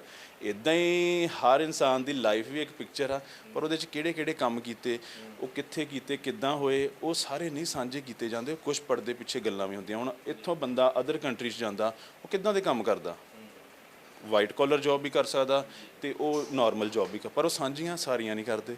ਇੱਦਾਂ ਹੀ ਇਹਦੇ ਵਿੱਚ ਸੀਗਾ ਜੀ, ਮੈਂ ਸਾਰੀਆਂ ਸਾਂਝੀਆਂ ਨਹੀਂ ਕਰ ਪਾਇਆ, ਪਰ ਹੁਣ ਮੈਨੂੰ ਲੱਗਦਾ ਕਿ ਮੈਂ ਕਰਾਂ, ਕਿਉਂਕਿ ਮੇਰੀ ਏਜ ਦੇ ਹੋਰ ਬਹੁਤ ਬੱਚੇ ਆ ਜਿਹੜੇ ਇਹਨਾਂ ਚੀਜ਼ਾਂ 'ਚ ਆਪਣੇ ਆਪ ਨੂੰ ਮਾੜਾ ਗਿਣਦੇ। ਕੰਮ ਕੋਈ ਨਹੀਂ ਮਾੜਾ, ਤੁਹਾਡਾ ਹਾਰਡਵਰਕ ਆ, ਚਾਹੇ ਤੁਸੀਂ ਕੋਰੀਅਰ ਵੰਡੋ ਉਹ ਵੀ ਬਹੁਤ ਵਧੀਆ, ਚਾਹੇ ਤੁਸੀਂ ਅਖਬਾਰਾਂ ਵੰਡੋ ਉਹ ਵੀ ਵਧੀਆ, ਪਰ ਤੁਹਾਡਾ ਹਾਰਡਵਰਕ ਆ ਨਾ, ਕਿਸੇ ਦਾ ਨਹੀਂ ਕੰਮ ਕਰ ਰਹੇ, ਉਲਟਾ ਉਹ ਤੋਂ ਸਿੱਖਣ ਨੂੰ ਮਿਲਦਾ ਸੀ। ਤੇ ਉਹ ਚੀਜ਼ਾਂ ਨੇ ਹੀ ਮੈਨੂੰ ਇੱਕ ਬੋਡੀ ਬਿਲਡਰ ਬਣਾਤਾ। ਤੇ ਬੋਡੀ ਬਿਲਡਰ ਤੋਂ ਉੱਪਰ ਇਹ ਕਿ ਦੂਸਰਿਆਂ ਨੂੰ ਮੈਂ ਕੋਈ ਜਿੰਨੀ ਕੁ ਮੇਰੀ ਹੈਸੀਅਤ ਆ, ਵੀ ਜਿੰਨੀ ਕੁ ਮੇਰੀ ਔਕਾਤ ਆ, ਉਹਦੇ 'ਚ ਰਹਿ ਕੇ ਮੈਂ ਦੂਜਿਆਂ ਨੂੰ ਦੱਸ ਸਕਾਂ। ਤੇ ਉਹ ਤਾਂ ਹੀ ਬਣਿਆ ਵੀ ਜੇ ਮੈਨੂੰ ਇੱਕ ਗਰਾਊਂਡ ਲੈਵਲ ਦਾ ਪਤਾ ਸੀ। ਅੱਜ ਵੀ ਕੋਈ ਛੋਟੀ ਉਮਰ ਦਾ ਬੱਚਾ ਆਉਂਦਾ ਮੇਰੀ ਉਮਰ ਦਾ, ਮੈਨੂੰ ਆਪਣਾ ਹੀ ਉਹ ਪਾਸਟ ਯਾਦ ਆ ਜਾਂਦਾ ਵੀ ਮੈਂ ਇੱਥੋਂ ਹੀ ਗਿਆ ਤੇ ਦੇਰੀ ਨਹੀਂ ਲੱਗਦੀ ਉੱਥੇ ਜਾਣ ਨੂੰ। ਸੋ ਉਹ ਘਟਨਾਵਾਂ ਇਸੇ ਲਈ ਮੈਂ ਖੁਦ ਵੀ ਕਰਦਾ ਸੀ ਕੁਛ। ਉਸ ਤੋਂ ਉੱਪਰ ਪਹਿਲਾਂ ਵੀ ਦੱਸਿਆ ਕਿ ਨੇਚਰ ਦਾ ਹੱਥ ਆ ਸਾਰਾ, ਵੀ ਉਹਨੇ ਮੈਨੂੰ ਰਸਤਾ ਦਿਖਾਇਆ, ਤੇ ਬਾਕੀ ਸਾਡਾ ਆਪਣਾ ਦਿਮਾਗ ਆ। ਹਾਂਜੀ। ਫਸਟ ਟਾਈਮ ਹਿੱਸਾ ਕਿੱਥੇ ਲਿਆ ਸੀ ਤੁਸੀਂ, ਜਦੋਂ ਫਸਟ ਟਾਈਮ ਤੁਸੀਂ ਉਦੋਂ ਕਿੱਦਾਂ ਦਾ ਬਣਿਆ, ਕਿਵੇਂ ਹਾਸਾ ਆਇਆ ਜਾਂ ਕਿੱਦਾਂ ਲੱਗਿਆ? ਤੁਸੀਂ ਅੱਜ ਮੈਨੂੰ ਸਾਰੀ ਮੇਰੀ ਪਿਛਲੀ ਜਿਹੜੀ ਜਰਨੀ ਹੈ ਯਾਦ ਕਰਾ ਰਹੇ ਹੋ, ਤਾਂ ਬੜਾ ਵਧੀਆ ਲੱਗ ਰਿਹਾ ਚੀਜ਼ਾਂ ਤੁਹਾਡੇ ਨਾਲ ਸਾਂਝੀਆਂ ਕਰਕੇ। ਕਿ ਫਸਟ ਟਾਈਮ ਮੈਂ ਫਗਵਾੜਾ ਕੰਪੀਟੀਸ਼ਨ ਹੋਇਆ ਸੀ ਡਿਸਟ੍ਰਿਕਟ ਲੈਵਲ ਦਾ, ਅਤੇ ਉਹਦੇ ਵਿੱਚ ਤਕਰੀਬਨ 4 ਲੜਕੇ ਸੀਗੇ, ਅਤੇ ਜਿੱਦਾਂ 4 ਲੜਕਿਆਂ 'ਚ ਮੈਂ ਸੈਕਿੰਡ ਆਇਆ ਸੀ ਉਦੋਂ। ਅਤੇ ਉਹ ਮੈਂ ਸੈਕਿੰਡ ਕਿਉਂ ਆ ਗਿਆ, ਉਹਨਾਂ ਦਾ ਵੇਟ ਘੱਟ ਸੀਗਾ, ਮੇਰਾ ਬੋਡੀ ਵੇਟ ਉਦੋਂ ਜ਼ਿਆਦਾ ਹੋ ਚੁੱਕਿਆ ਸੀ। ਕੋਈ 1 ਸਾਲ ਬਾਅਦ ਮੈਂ ਪਾਰਟਿਸਿਪੇਸ਼ਨ ਕੀਤਾ ਸੀ। ਬੋਡੀ ਸਾਰਿਆਂ ਦੀ ਇੱਕੋ ਜਿਹੀ ਸੀ, ਪਰ ਮੈਂ ਉਹਨਾਂ 'ਚ ਭਾਰਾ ਲੱਗ ਰਿਹਾ ਸੀ। ਅਤੇ ਮੈਨੂੰ ਪਿੱਛੋਂ ਮਜ਼ਾਕ ਹੋ ਰਿਹਾ ਹੈ, ਕੋਈ ਗਲਤ ਕਮੈਂਟ ਕਰ ਰਿਹਾ, ਕੋਈ ਕੁਛ ਕਰ ਰਿਹਾ, ਮੈਨੂੰ ਵੀ ਬਾਕੀਆਂ ਨੂੰ ਵੀ, ਮੈਨੂੰ ਅੱਜ ਵੀ ਹੁਣ ਵੀ ਉਹ ਕਮੈਂਟ ਯਾਦ ਆ ਰਿਹਾ ਵੀ ਤੁਸੀਂ ਇਹ ਮੋਟੇ ਆਏ, ਇੱਦਾਂ ਇਹਨਾਂ ਨੇ ਢਿੱਡ ਕੱਢਿਆ, ਆਹ ਚੀਜ਼ਾਂ ਵੀ ਸਰੀਰ 'ਤੇ ਅਸੀਂ ਕਲਰ ਨਹੀਂ ਕਲਰ ਲੱਗਦਾ। ਹੁਣ ਉਦੋਂ ਅਸੀਂ ਜਿੰਨੀ ਕੁ ਸਾਡੀ ਹੈਸੀਅਤ ਸੀ, ਅਸੀਂ ਇੱਕ ਸਿਰਫ ਤੇਲ ਲਗਾ ਲਿਆ ਸਿੰਪਲ। ਅਤੇ ਉਦੋਂ ਮੇਰਾ ਜਿਹੜਾ ਉਹ ਸੈਕਿੰਡ ਪਲੇਸ ਆਈ ਆ, ਉਹ ਪਲੇਸ ਮੈਨੂੰ ਘਟਨਾ ਹੀ ਆ ਉਹ, ਕਿ ਉਹ ਅੱਜ ਵੀ ਉਹ ਝੰਜੋੜ ਦਿੰਦੀ ਆ। ਕਿ ਮੈਨੂੰ ਕਈਆਂ ਨੇ ਮੈਨੂੰ ਸਟੇਜ 'ਤੇ ਚੜ੍ਹਾਇਆ, ਆਸਾਨ ਭਾਸ਼ਾ 'ਚ ਕਹਿ ਲਈਏ ਕਿ ਮੈਨੂੰ ਮੱਖਣ ਲਾ ਕੇ ਚੜ੍ਹਾਇਆ ਵੀ ਹਾਂ ਹਾਂ ਹਾਂ ਤੂੰ ਕਰ ਕਰ, ਮੈਨੂੰ ਮਜ਼ਾਕ ਬਣਾਉਣ ਲਈ। ਸਹੀ ਪਾਸੇ ਕਿਸੇ ਨੇ ਚੜ੍ਹਾਇਆ, ਉਹ ਮਜ਼ਾਕ ਬਣਦਾ ਬਣਦਾ ਅੱਜ ਇੱਥੇ ਤੱਕ ਪਹੁੰਚ ਗਿਆ। ਬਟ ਉਹ ਚੀਜ਼ਾਂ ਹੁੰਦੀਆਂ ਰਹੀਆਂ, ਅਤੇ ਉਹ ਘਟਨਾ ਅੱਜ ਸੋਚ ਕੇ ਹਾਸਾ ਵੀ ਆਉਂਦਾ ਵੀ ਉਦੋਂ ਤਾਂ ਮੈਂ ਕੁਛ ਵੀ ਨਹੀਂ ਸੀ। ਅਤੇ ਅੱਜ ਪਰਮਾਤਮਾ ਦੀ ਕਿਰਪਾ ਆ, ਸਰੀਰ ਆ ਦਿੱਤਾ ਹੈ ਉਹਨੇ, ਉਸ ਤੋਂ ਉੱਪਰ ਜਿਹੜੀ ਸੋਚ ਦਿੱਤੀ ਹੈ। ਪਰ ਉਹ ਸਾਰੀਆਂ ਚੀਜ਼ਾਂ ਹੀ ਇਨਸਾਨ ਨੂੰ ਕਰਨੀਆਂ ਚਾਹੀਦੀਆਂ, ਜ਼ੀਰੋ ਤੋਂ ਆਉਣਾ ਚਾਹੀਦਾ। ਕਿਉਂਕਿ ਹਰ ਬੱਚਾ ਨਰਸਰੀ 'ਚ ਪੜ੍ਹਦਾ, ਫਿਰ ਹੀ ਉਹ ਗ੍ਰੈਜੂਏਸ਼ਨ ਕਰਦਾ। ਅਤੇ ਹਰ ਫਿਲਮ ਦੇ ਪਿੱਛੇ ਬਹੁਤ ਵੱਡਾ ਇੱਕ ਬਜਟ ਹੁੰਦਾ, ਬਹੁਤ ਕੁਛ ਹੁੰਦਾ ਹੈ। ਲਾਈਫ ਵੀ ਇੱਦਾਂ ਹੀ ਆ। ਸੋ ਉਹ ਜਿਹੜਾ ਅੱਜ ਹੁਣ ਸੀਨ ਸਾਰਾ ਮੈਂ ਕ੍ਰੀਏਟ, ਉਹ ਲੰਬਾ ਆ, ਉਹਨਾਂ ਨੂੰ ਮੈਂ ਕਿੱਦਾਂ ਸਾਂਝਾ ਕਰਾਂ ਵੀ ਮੈਨੂੰ ਜਦੋਂ ਟਰੋਫੀ ਮਿਲੀ ਆ, ਉਦੋਂ ਮੈਨੂੰ ਹਾਸਾ ਵੀ ਆ ਰਿਹਾ ਸੀ, ਅਤੇ ਇੱਕ ਬੰਨੇ ਮਨ 'ਚ ਵੀ ਆ ਰਿਹਾ ਸੀ ਵੀ ਮੈਂ ਤਾਂ ਕਦੇ ਸੋਚਿਆ ਨਹੀਂ ਮੈਂ ਸਟੇਜ ਤੋਂ ਟਰੋਫੀ ਲਊਂਗਾ। ਪਰ ਉੱਥੇ ਜਾ ਕੇ ਮੇਰੀ ਬੋਡੀ ਨਹੀਂ ਸੀ, ਪਰ ਉੱਥੇ ਜਾ ਕੇ ਜਿਹੜਾ ਮੇਰਾ ਕੌਨਫੀਡੈਂਸ ਲੈਵਲ ਵੱਧਦਾ ਸੀ। ਕਿਉਂਕਿ ਸਟੇਜ 'ਤੇ ਕੱਪੜੇ ਲਾ ਕੇ, ਸਿਰਫ ਇੱਕ ਕਾਸਟਿਊਮ ਪਾਇਆ ਹੁੰਦਾ ਸਾਡੇ, ਉਹ ਲਾ ਕੇ ਸਾਰਿਆਂ ਦੇ ਸਾਹਮਣੇ ਖੜੇ ਹੋਣਾ, ਉਹ ਬੜਾ ਇੱਕ ਹੌਸਲਾ ਬਣਦਾ। ਹੌਸਲਾ ਹੈ ਨਹੀਂ ਸੀ, ਮਤਲਬ ਸ਼ਰਮ ਆ ਰਹੀ ਸੀ, ਲੂੰ ਕੰਢੇ ਖੜੇ ਹੋ ਰਹੇ ਸੀ, ਵੀ ਸਰੀਰ ਸ਼ਿਵਰਿੰਗ ਕਰ ਰਿਹਾ ਸੀ, ਕੰਬ ਰਿਹਾ ਸੀ। ਬਟ ਉਹਨੇ ਹੌਸਲਾ ਹੌਲੀ ਹੌਲੀ ਕ੍ਰੀਏਟ ਕਰਵਾਇਆ। ਉਸ ਤੋਂ ਬਾਅਦ ਮੈਨੂੰ ਖੁਦ ਨੂੰ ਨਹੀਂ ਗਿਣਤੀ ਕਿ ਮੈਂ ਕਿੰਨੇ ਕੰਪੀਟੀਸ਼ਨਾਂ 'ਚ ਹਿੱਸਾ ਲੈ ਚੁੱਕਿਆ। ਤਾਂ ਸਾਰਾ ਉਹ ਵੀ ਸੋਚ ਤੋਂ ਬਾਹਰ ਹੋ ਗਿਆ। ਪਰ ਉਸ ਸਟਾਰਟਿੰਗ ਹੀ ਮੈਨੂੰ ਬੜੀ ਭਾਵੁਕ ਸੀਗੀ, ਬੜੀ ਅਜੀਬ, ਮਤਲਬ ਖਿੱਚਦੀ ਅੱਜ ਵੀ। ਜੀ ਜੀ, ਜਾਣੀ ਕਿ ਉੱਥੋਂ ਤੁਹਾਨੂੰ ਉਹ ਸਟੇਜ ਦੇ ਉੱਪਰ ਹੌਸਲੇ ਮਿਲੇ, ਅੱਗੇ ਤੁਸੀਂ ਅੱਗੇ ਤੁਰਦੇ ਗਏ, ਅਤੇ ਨਾਲ ਦੀ ਨਾਲ ਮਾਤਾ ਪਿਤਾ ਦਾ ਸਹਿਯੋਗ ਵੀ ਤੁਹਾਨੂੰ ਮਿਲਦਾ ਰਿਹਾ। ਦੋਸਤਾਂ ਦਾ ਸਹਿਯੋਗ ਕਿਵੇਂ ਰਿਹਾ, ਜਿਹੜੇ ਕਾਲਜ ਟਾਈਮ ਤੁਹਾਡੇ ਨਾਲ ਪੜ੍ਹਦੇ ਸੀਗੇ, ਜਿਨ੍ਹਾਂ ਨਾਲ ਫਰਲੋਆਂ ਮਾਰੀਆਂ ਨੇ, ਜਿਹੜੇ ਗੱਡੀਆਂ ਦੇ ਵਿੱਚ ਬੱਸਾਂ ਦੇ ਵਿੱਚ ਚੜ੍ਹ ਕੇ ਫਰਲੋ ਮਾਰੀਆਂ ਨਾ? ਦੋਸਤਾਂ ਦਾ ਸਹਿਯੋਗ ਮੈਂ ਸੱਚ 'ਚ ਕਹਾਂ, ਉਹ ਹਾਸੋਹੀਣਾ ਸੀਗਾ, ਵੀ ਮਜ਼ਾਕ ਹੀ ਹੁੰਦਾ ਸੀਗਾ। ਕਿ ਜਦੋਂ ਮੈਂ ਤੁਹਾਡੇ ਨਾਲ ਇੱਕ ਛੋਟੀ ਜਿਹੀ ਘਟਨਾ ਸਾਂਝੀ ਕਰਦਾ, ਦੋਸਤ ਮਿੱਤਰ ਬੈਠੇ ਸੀ ਇੱਦਾਂ, ਅਤੇ ਉਹਦੇ ਵਿੱਚ ਕੁਛ ਸਾਡੇ ਸੀਨੀਅਰ ਸੀਗੇ ਜਿਨ੍ਹਾਂ ਤੋਂ ਮੈਂ ਡਾਈਟ ਪੁੱਛਦਾ ਸੀ, ਕਿ ਮੈਂ ਇਹ ਸੋਚਦਾ ਸੀ ਕਿ ਮੈਂ ਵੀ ਇਹਨਾਂ ਵਰਗਾ ਬਣਾ। ਉਹ ਉਦੋਂ ਅੱਛੀ ਫਿਜ਼ੀਕ ਸੀ, ਅੱਛੀ ਸਿਹਤ ਸੀ, ਅਤੇ ਮੈਂ ਉਹਨਾਂ ਨੂੰ ਪੁੱਛਣਾ, ਉਹਨਾਂ ਨੇ ਮੈਨੂੰ ਝਿੜਕ ਦੇਣਾ ਵੀ ਯਾਰ ਤੂੰ ਬੱਚਾ ਆਇਆ, ਤੂੰ ਕੁਛ ਨਹੀਂ ਕਰ ਸਕਦਾ। ਜਾਂ ਮੈਂ ਪਤਲਾ ਸੀ, ਕਿਸੇ ਨੇ ਮੈਨੂੰ ਮਜ਼ਾਕ 'ਚ ਕਹਿਣਾ ਤੂੰ ਬਹੁਤ ਪਤਲਾ ਹੈ, ਤੇਰੀਆਂ ਹੱਡੀਆਂ ਟੁੱਟ ਜਾਣੀਆਂ, ਤੇਰਾ ਆਹ ਹੋ ਜਾਣਾ, ਉਹ ਹੋ ਜਾਣਾ। ਅਤੇ ਉਹ ਹਾਸੋਹੀਣਾ ਹੀ ਸੀਗਾ। ਪਰ ਮੈਨੂੰ ਉਹ ਚੀਜ਼ ਨੈਗੇਟਿਵ ਨਹੀਂ, ਮੈਨੂੰ ਪੋਜ਼ੀਟਿਵ ਕਰਦੀ ਸੀ ਵੀ ਯਾਰ ਇਹ ਕਰ ਸਕਦੇ ਆ, ਮੈਂ ਕਿਉਂ ਨਹੀਂ ਕਰ ਸਕਦਾ। ਵੀ ਪੈਦਾ ਤਾਂ ਇੱਦਾਂ ਦੇ ਨਹੀਂ ਹੋਏ, ਵੀ ਇਹ ਪੈਦਾ ਤਾਂ ਇੰਨੇ ਨਹੀਂ ਹੋ ਗਏ, ਜਾਂ ਜੇ ਇਹਦਾ 70-80 ਕਿਲੋ 100 ਕਿਲੋ ਭਾਰ ਹੈ, ਇਹਨਾਂ 'ਤੇ ਪੈਦਾ ਨਹੀਂ ਹੋ ਗਿਆ। ਪੈਦਾ ਤਾਂ ਕੁਦਰਤ ਦੀ ਬਣਾਈ ਜਿਹੜੀ ਰੂਟੀਨ ਨੇਚਰ ਦਾ ਬਣਾਇਆ ਜਿਹੜਾ ਅਸੂਲ ਆ, 4-5 ਕਿਲੋ ਤੱਕ ਹੀ ਹੁੰਦਾ ਆ। ਇਹਨੇ ਬਾਹਰ ਆ ਕੇ ਕੀਤਾ, ਪਰ ਇਹਨੇ ਕਿੱਦਾਂ ਕੀਤਾ ਮੈਂ ਉਹ ਦੇਖਣਾ। ਇਹਦੇ ਵਿੱਚ ਮੈਂ ਜਿੰਨਾ ਵਿੱਚ ਜਾਊਂਗਾ, ਇਹਦੀ ਗੱਲ ਜਿੰਨਾ ਇਹ ਤੋਂ ਝਿੜਕਾਂ ਖਾਊਂਗਾ, ਓਨਾ ਹੀ ਮੈਂ ਇੱਕ ਨਾ ਇੱਕ ਦਿਨ ਸਿੱਖੂੰਗਾ। ਅਤੇ ਉਹਨਾਂ ਦਾ ਜੇ ਮੈਂ ਤੁਹਾਡੇ ਨਾਲ ਵਾਕਾ ਸਾਂਝਾ ਕਰਾਂ ਕਿ ਉਹਨਾਂ ਤੋਂ ਮੈਨੂੰ ਨੈਗੇਟਿਵ ਗੱਲਾਂ ਮਿਲਦੀਆਂ ਸੀ, ਪਰ ਮੈਂ ਉਹਨਾਂ ਨੂੰ ਪੋਜ਼ੀਟਿਵ ਲੈਣ ਦੀ ਕੋਸ਼ਿਸ਼ ਕਰਦਾ। ਅੱਜ ਉਹ ਦੋਸਤ ਉਹ ਕਾਲਜ ਤੱਕ ਹੀ ਰਹਿ ਗਿਆ।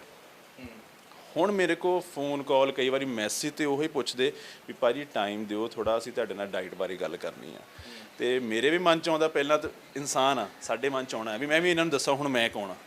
ਪਰ ਮੈਂ ਉਹ ਚੀਜ਼ ਨਹੀਂ ਰੱਖਦਾ, ਮੈਨੂੰ ਵੀ ਉਹ ਚੀਜ਼ ਮੈਂ ਭੁਲਾ ਦਿੰਦਾ ਵੀ ਉਹ ਇਹਨਾਂ ਦੀ ਸੋਚ ਸੀ, ਮੇਰੀ ਸੋਚ ਇਹ ਆ ਵੀ ਇਹਨਾਂ ਦੇ ਉਸ ਸਮੇਂ ਤੋਂ ਮੈਂ ਸਿੱਖਿਆ ਹੈ ਕਿ ਮੈਂ ਇਹਨਾਂ ਨੂੰ ਸਪੋਰਟ ਕਰਾਂ। ਮੇਰੇ ਕੋਲ ਆ ਰਿਹਾ ਜਾਂ ਕੋਈ ਮੇਰੇ ਨਾਲ ਕੋਈ ਗੱਲ ਪੁੱਛ ਰਿਹਾ, ਸਾਂਝੀ ਕਰ ਰਿਹਾ, ਉਹ ਇਸੇ ਲਈ ਕਰ ਰਿਹਾ ਕਿ ਮੇਰੇ 'ਚ ਕੁਛ ਹੈ। ਉਹ ਕਿਹਨੇ ਦਿੱਤਾ? ਮੈਨੂੰ ਕੁਦਰਤ ਨੇ ਦਿੱਤਾ। ਦਿਮਾਗ, ਸਰੀਰ ਕੁਦਰਤ ਨੇ ਦਿੱਤਾ, ਉਹਨੂੰ ਮੈਂ ਆਪਣੇ ਤਰੀਕੇ ਵਰਤਿਆ, ਪਰ ਉਹ ਦਿੱਤਾ ਕੁਦਰਤ ਨੇ ਆ। ਹੁਣ ਕੁਦਰਤ ਮੈਨੂੰ ਇਹ ਨਹੀਂ ਕਹਿੰਦੀ ਕਿ ਵੀ ਤੂੰ ਇਹਨੂੰ ਵੀ ਉੱਦਾਂ ਕਰ, ਵੀ ਉਹ ਜੈਸੇ ਕੋ ਤੈਸਾ ਨਹੀਂ। ਉਹ ਸੋਚ ਉਹਨਾਂ ਨੇ ਖ਼ਤਮ ਕੀਤੀ ਸੀ। ਨਿਤ ਇਨਸਾਨ ਆ, ਆਉਣੀ ਸੀ, ਆ ਜਾਂਦੀ ਹੱਲੇ ਵੀ, ਪਰ ਅਸੀਂ ਉਹਨੂੰ ਖਤਮ ਕਰ ਦਿੱਤਾ ਕਿ ਨਹੀਂ, ਇਹਨਾਂ ਨੇ ਉਦੋਂ ਮੈਨੂੰ ਨਹੀਂ ਦੱਸਿਆ ਪਰ ਮੈਂ ਇਹਨਾਂ ਨੂੰ ਦੱਸੂਗਾ। ਅੱਜ ਉਹੀ ਬੰਦੇ ਜਿਹੜਾ ਮੇਰਾ ਮਜ਼ਾਕ ਬਣਾਉਂਦੇ ਸੀਗੇ, ਅੱਜ ਉਹੀ ਬੰਦੇ ਮੈਨੂੰ ਮੇਰੇ ਕੋਲੋਂ ਆ ਕੇ ਪੁੱਛਦੇ ਤਾਂ ਮੈਂ ਸਗੋਂ ਖੁਸ਼ੀ ਮਹਿਸੂਸ ਕਰਦਾ ਕਿ ਹਾਂ ਠੀਕ ਆ ਵੀ ਮੈਂ ਇਹਨਾਂ ਦੀ ਬਦੌਲਤ ਹਾਂ।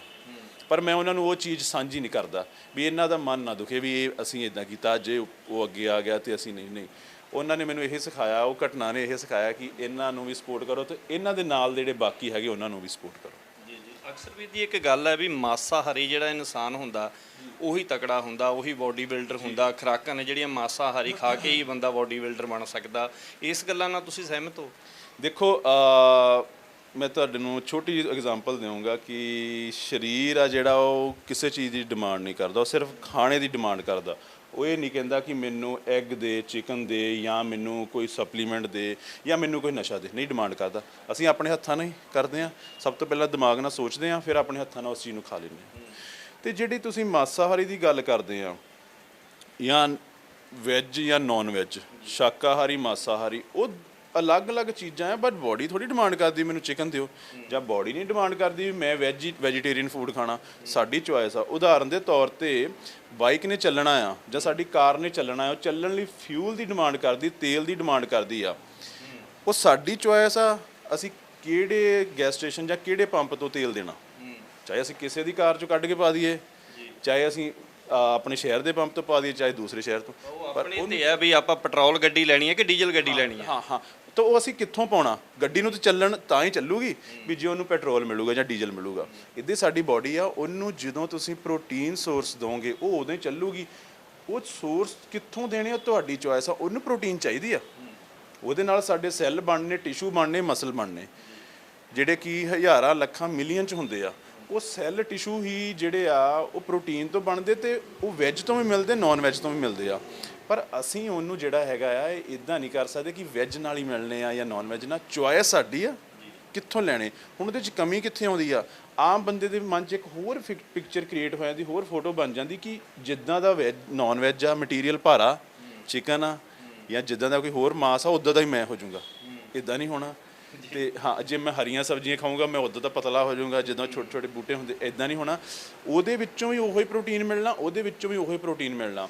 ਕਮੀ ਕਿੱਥੇ ਆਉਂਦੀ ਆ? ਸਭ ਤੋਂ ਪਹਿਲਾਂ ਸੋਚ ਦੀ ਕਮੀ ਆ ਗਈ। ਉਸ ਤੋਂ ਬਾਅਦ ਕੀ ਆਉਂਦਾ ਹੈ ਕਿ ਤੁਹਾਨੂੰ ਉਹ ਸੋਰਸ ਲੱਭਣ 'ਚ ਦਿੱਕਤ ਹੁੰਦੀ ਆ। ਨੌਨ ਵੈਜ ਆਸਾਨ ਮਿਲ ਜਾਂਦਾ ਤੇ ਵੈਜੀਟੇਰੀਅਨ ਫੂਡ ਆਸਾਨ ਨਹੀਂ ਮਿਲਦਾ। ਸੋ ਚੋਇਸ ਤੁਹਾਡੀ ਆ, ਤੁਸੀਂ ਕਿੱਥੋਂ ਲੈਣਾ। ਪਰ ਇਹ ਗੱਲ ਗਲਤ ਆ ਕਿ ਵੈਜ ਖਾ ਕੇ ਜਾਂ ਨੌਨ ਵੈਜ ਖਾ ਕੇ ਤੁਸੀਂ ਬੋਡੀ ਬਣਾ ਨਹੀਂ ਸਕਦੇ। ਮਤਲਬ ਦੋਨੇ ਚੀਜ਼ਾਂ ਇੱਕ ਦੂਸਰੇ ਦੇ ਉਲਟਾ। ਤੁਹਾਡੀ ਚੋਇਸ ਆ ਤੁਸੀਂ ਵੈਜ ਹੋਵੋ, ਤੁਹਾਡੀ ਚੋਇਸ ਆ ਤੁਸੀਂ ਨੌਨ ਵੈਜ ਹੋਵੋ। ਬੋਡੀ ਹਰ ਇੱਕ ਦੀ ਬਣ ਜਾਂਦੀ ਆ। ਬਸ ਉਹ ਸੋਰਸ ਤੁਹਾਨੂੰ ਲੱਭਣ ਦੀ ਤੇ ਲੱਭ ਕੇ ਉਹਨਾਂ ਨੂੰ ਖਾਣ ਤੋਂ ਬਾਅਦ ਡਾਈਜੈਸਟ ਕਰਨ ਦੀ ਪਾਵਰ ਹੋਣੀ ਚਾਹੀਦੀ ਆ। ਬੋਡੀ ਨਹੀਂ ਡਿਮਾਂਡ ਕਰਦੀ। ਬੋਡੀ ਸਿਰਫ ਇੱਕ ਚੀਜ਼ ਦੀ ਡਿਮਾਂਡ ਕਰਦੀ ਹੈ, ਜਿੱਦਾਂ ਤੁਹਾਨੂੰ ਉਦਾਹਰਨ ਦਿੱਤੀ ਕਾਰ ਤੇ ਫਿਊਲ ਦੀ।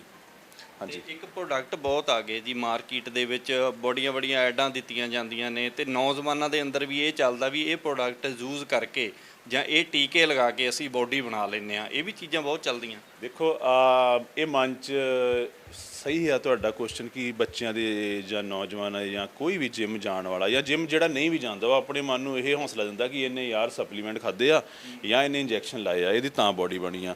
ਛੋਟੀ ਜਿਹੀ ਇੱਕ ਉਦਾਹਰਨ ਤੁਹਾਡੇ ਨਾਲ ਸਾਂਝੀ ਕਰੂੰਗਾ ਕਿ ਅਸੀਂ ਸਾਰਾ ਦਿਨ ਬਾਹਰ ਰਹਿੰਦੇ। ਮੈਂ ਸਾਰਾ ਦਿਨ ਬਾਹਰ ਆ, ਤੁਸੀਂ ਸਾਰਾ ਦਿਨ ਬਾਹਰ ਆ। ਅਸੀਂ ਸਾਰਾ ਦਿਨ ਕੀ ਖਾਂਦੇ, ਅਸੀਂ ਘਰ 'ਚ ਸਾਰਾ ਸਾਂਝਾ ਨਹੀਂ ਕਰਦੇ। ਮੇਰਾ ਪਰਿਵਾਰ, ਤੁਹਾਡਾ ਪਰਿਵਾਰ ਪਿੱਛੇ ਕੀ ਖਾ ਰਿਹਾ, ਸਾਨੂੰ ਸਾਰੀ ਗੱਲ ਸਾਂਝੀ ਨਹੀਂ ਕਰੂ। ਮੈਂ ਕੀ ਖਾਧਾ, ਅਸੀਂ ਆਪਣੇ ਪਰਿਵਾਰ ਨਾਲ ਨਹੀਂ ਗੱਲਾਂ ਸਾਂਝੀਆਂ ਕਰਦੇ ਕਿ ਮੈਂ ਆਹ ਬਾਹਰ ਖਾ ਕੇ ਆਇਆ। ਤਾਂ ਅਸੀਂ ਦੂਸਰੇ ਬੰਦੇ ਬਾਰੇ ਕਿੱਦਾਂ ਆਈਡੀਆ ਲਾ ਲਾਂਗੇ ਵੀ ਉਹਨੇ ਸਟੀਰੋਇਡ ਲਏ ਜਾਂ ਸਪਲੀਮੈਂਟ ਲਏ। ਇਹ ਤਾਂ ਸੁਣੀਆਂ ਸੁਣਾਈਆਂ ਗੱਲਾਂ। ਤੇ ਦੂਸਰੀ ਚੀਜ਼ ਲੈਂਦੇ ਵੀ ਆ, ਹੁੰਦਾ ਵੀ, ਪਰ ਇੱਕ ਸ਼ੱਕ ਦੇ ਘੇਰੇ 'ਚ ਆਉਂਦਾ ਵੀ ਹੋ ਵੀ ਸਕਦਾ ਤੇ ਨਹੀਂ ਵੀ ਹੋ ਸਕਦਾ। ਤੇ ਜਿਹੜੀ ਰਹੀ ਗੱਲ ਇੱਕ ਕਹਿ ਦੇਣਾ ਵੀ ਇਹਨੇ ਇਦਾਂ ਬਣਾਇਆ, ਉਹ ਮਤਲਬ ਤੁਕ ਨਹੀਂ ਬਣਦੀ ਉਸ ਚੀਜ਼ ਦੀ। ਸਿਰਫ ਇੱਕ ਮੇ ਬੀ ਜਾਂ ਜੇ ਹੋ ਸਕਦਾ ਵੀ ਇਹਨੇ ਲਿਆ ਹੋਵੇ, ਤੇ ਉਹ ਜੇ ਹੋਵੇ ਤਾਂ ਖਤਮ ਹੋ ਜਾਵੇ, ਜੇ ਹੋਵੇ ਤਾਂ ਫਾਈਨਲ ਵੀ ਹੋ ਜਾਵੇ ਨਾ। ਸੋ ਇਹ ਚੀਜ਼ ਜ਼ਰੂਰੀ ਨਹੀਂ ਹੈਗੀ ਓਨੀ ਜਿੰਨੀ ਜ਼ਰੂਰੀ ਤੁਹਾਡੀ ਰੂਟੀਨ ਦੀ ਡਾਈਟ ਆ। ਸਭ ਤੋਂ ਪਹਿਲਾਂ ਅਸੀਂ ਗੱਲ ਕੀਤੀ ਕਿ ਸਪਲੀਮੈਂਟ ਤੇ ਸਟੀਰੋਇਡ, ਇਹ ਦੋ ਅਲੱਗ-ਅਲੱਗ ਚੀਜ਼ਾਂ ਹੈ, ਦੋਨੇ ਇੱਕ ਨਹੀਂ ਹੈਗੀਆਂ, ਦੋ ਅਲੱਗ-ਅਲੱਗ ਆ। ਸਪਲੀਮੈਂਟ ਤੇ ਜਿਹੜੇ ਸਟੀਰੋਇਡ ਇੰਜੈਕਸ਼ਨ। ਬੋਡੀ ਬਣਾਉਣ ਲਈ ਸਭ ਤੋਂ ਪਹਿਲਾਂ ਜ਼ਰੂਰੀ ਹੈਗਾ ਆ ਡਾਈਟ। ਡਾਈਟ ਕੀ ਆ? ਸਾਡੀ ਬੋਡੀ ਦਾ ਫਿਊਲ। ਇੰਜਨ ਨੂੰ ਚੱਲਣਾ ਫਿਊਲ ਚਾਹੀਦਾ, ਤੇਲ ਚਾਹੀਦਾ। ਇੱਦਾਂ ਸਾਡੀ ਬੋਡੀ ਨੇ ਐਕਸਲ ਲਾਉਣੀ ਆ, ਉਹਨੇ ਐਕਸਲ ਲਾਉਣ ਲਈ એનર્ਜੀ ਦੀ ਮੰਗ ਕਰਨੀ। એનર્ਜੀ ਕਿੱਥੋਂ ਮਿਲਣੀ ਆ? ਤੁਹਾਨੂੰ ਡਾਈਟ ਤੋਂ, ਫੂਡ ਤੋਂ। ਉਹ એનર્ਜੀ ਫਿਰ ਤੁਸੀਂ ਜਾ ਕੇ ਐਕਸਰਸਾਈਜ਼ ਦੇ ਰਾਹੀਂ ਯੂਜ਼ ਕਰਨੀ ਆ। ਜਦੋਂ ਯੂਜ਼ ਕਰਨੀ ਹੈ ਤੁਹਾਡਾ ਸਰੀਰ ਥੱਕਣਾ ਆ, ਥੱਕਣ ਤੋਂ ਬਾਅਦ ਫਿਰ ਰਿਕਵਰੀ ਹੋਣੀ ਆ, ਫਿਰ ਤੁਹਾਡੇ ਮਸਲ ਡਿਵੈਲਪ ਹੋਣੇ ਆ। ਹੁਣ ਜਿਮ ਜਾ ਕੇ ਬੰਦੇ ਕਹਿੰਦੇ ਬਾਡੀ ਬਣਦੀ, ਪਰ ਜਿਮ ਜਾ ਕੇ ਸੱਚਾਈ ਇਹ ਆ ਬਾਡੀ ਘਟਦੀ ਆ, ਡਾਈਟ ਉਹਨੂੰ ਪਹੁੰਚਾਉਂਦੀ ਆ। ਮੈਂ ਜੇ ਤੁਸੀਂ ਜਿਮ ਜਾਂਦੇ ਆ ਤੇ ਜੋ ਤੁਸੀਂ ਖਾਦਾ ਉਹ ਤੁਹਾਡੇ ਮਸਲ ਤੇ ਤੁਹਾਡੇ ਚੈਸਟ, ਸ਼ੋਲਡਰ, ਬਾਈਸੈਪ ਤੱਕ ਪਹੁੰਚਦਾ ਆ। ਉੱਦਾਂ ਡਾਈਟ ਸਾਰੀ ਪੇਟ ਨੂੰ ਲਾ ਜਾਂਦੀ ਜਾਂ ਫੇਸ ਨੂੰ ਲਾ ਜਾਂਦੀ ਜਾਂ ਥਾਈਜ਼ ਨੂੰ, ਬੰਦਾ ਮੋਟਾ ਹੋ ਜਾਂਦਾ। ਮੈਂ ਜਿਮ ਨੇ ਤੁਹਾਡੀ ਬਾਡੀ ਘਟਾਉਣੀ ਆ, ਘਟਾ ਕੇ ਉਹਨੂੰ એનર્ਜੀ 'ਚ ਕਨਵਰਟ ਕਰਨਾ, ਤਾਂ ਤੁਹਾਡੇ ਮਸਲ ਬਣਨੇ ਆ। ਤੇ ਇਹਦੇ ਵਿੱਚ ਇਹ ਚੀਜ਼ ਸਾਹਮਣੇ ਆਉਂਦੀ ਕਿ ਬਾਡੀ ਬਣਾਉਣ ਲਈ ਸਭ ਤੋਂ ਪਹਿਲਾਂ ਜ਼ਰੂਰੀ ਆ ਡਾਈਟ, ਉਹ ਵੀ ਘਰ ਦੀ, ਉਸ ਤੋਂ ਬਾਅਦ ਐਕਸਰਸਾਈਜ਼। ਇਹ ਦੋਨੇ ਚੀਜ਼ਾਂ ਕਰਕੇ ਤੁਹਾਨੂੰ ਰਿਜ਼ਲਟ ਨਹੀਂ ਆ ਰਿਹਾ, ਫਿਰ ਤੁਸੀਂ ਆਓ ਸਪਲੀਮੈਂਟ ਤੇ। ਸਪਲੀਮੈਂਟ ਦੀ ਕਿੰਨੀ ਕੁ ਤੁਹਾਨੂੰ ਜ਼ਰੂਰਤ ਆ, ਉਹ ਕੋਈ ਪ੍ਰੋਪਰ ਡਾਈਟੀਸ਼ੀਅਨ ਹੀ ਤੁਹਾਨੂੰ, ਜਿਹੜਾ ਜਿਮ ਟ੍ਰੇਨਰ ਆ, ਜਿਹੜਾ ਵੈਲ ਐਜੂਕੇਟਡ ਆ, ਅੱਛੇ ਉਹ ਕੋ ਕੋਰਸਿਸ ਹੈਗੇ, ਉਹੀ ਦੱਸੂਗਾ। ਤੇ ਜਾਂ ਜਿਹੜਾ ਖੁਦ ਐਕਸਪਰਟ ਹੈ, ਕਿਸੇ ਦੀਆਂ ਖੁਦ ਅਚੀਵਮੈਂਟ ਆ ਉਸ ਲਾਈਨ 'ਚ, ਉਹ ਦੱਸ ਪਾਊਗਾ ਵੀ ਤੁਹਾਨੂੰ ਜ਼ਰੂਰੀ ਕੀ ਆ। ਸਪਲੀਮੈਂਟ ਵੀ ਇੱਦਾਂ 150-200 ਤਰ੍ਹਾਂ ਦਾ ਆਉਂਦਾ, ਤੁਸੀਂ ਸਾਰੇ ਤਾਂ ਖਾ ਨਹੀਂ ਸਕਦੇ, ਸਾਰੇ ਦੀ ਜ਼ਰੂਰਤ ਨਹੀਂ ਹੁੰਦੀ। ਹੁਣ ਅਸੀਂ ਕਾਰ ਹੀ ਯੂਜ਼ ਕਰਦੇ, ਮੰਨ ਲਓ ਕਿ ਮੈਂ ਐਗਜ਼ਾਮਪਲ ਹੀ ਤੁਹਾਡੇ ਨਾਲ ਸਾਂਝੀ ਕਰਦਾ ਕਿ ਉਹਦੇ ਵਿੱਚ ਬਹੁਤ ਤਰ੍ਹਾਂ ਦੇ ਫਿਊਲ ਪੈਂਦੇ, ਬਟ ਕਿਹੜਾ ਘੱਟ ਆ ਅਸੀਂ ਉਹ ਪਾਉਣਾ ਨਾ। ਹੁਣ ਕੀ ਹੁੰਦਾ ਆ, ਬੱਚਿਆਂ ਨੂੰ ਸਪਲੀਮੈਂਟ ਦੀ ਅਸੀਂ ਗੱਲ ਸਾਂਝੀ ਕਰਦੇ, ਉਹਨਾਂ ਨੂੰ ਜਿਹੜਾ ਸਪਲੀਮੈਂਟ ਜ਼ਰੂਰੀ ਆ ਉਹ ਨਹੀਂ ਦਿੱਤਾ ਜਾਂਦਾ, ਜਿਹਦੇ 'ਚ ਵੇਚਣ ਵਾਲੇ ਨੂੰ ਮੁਨਾਫਾ ਹੁੰਦਾ ਉਹ ਉਹਨੂੰ ਦੇ ਦਿੰਦਾ।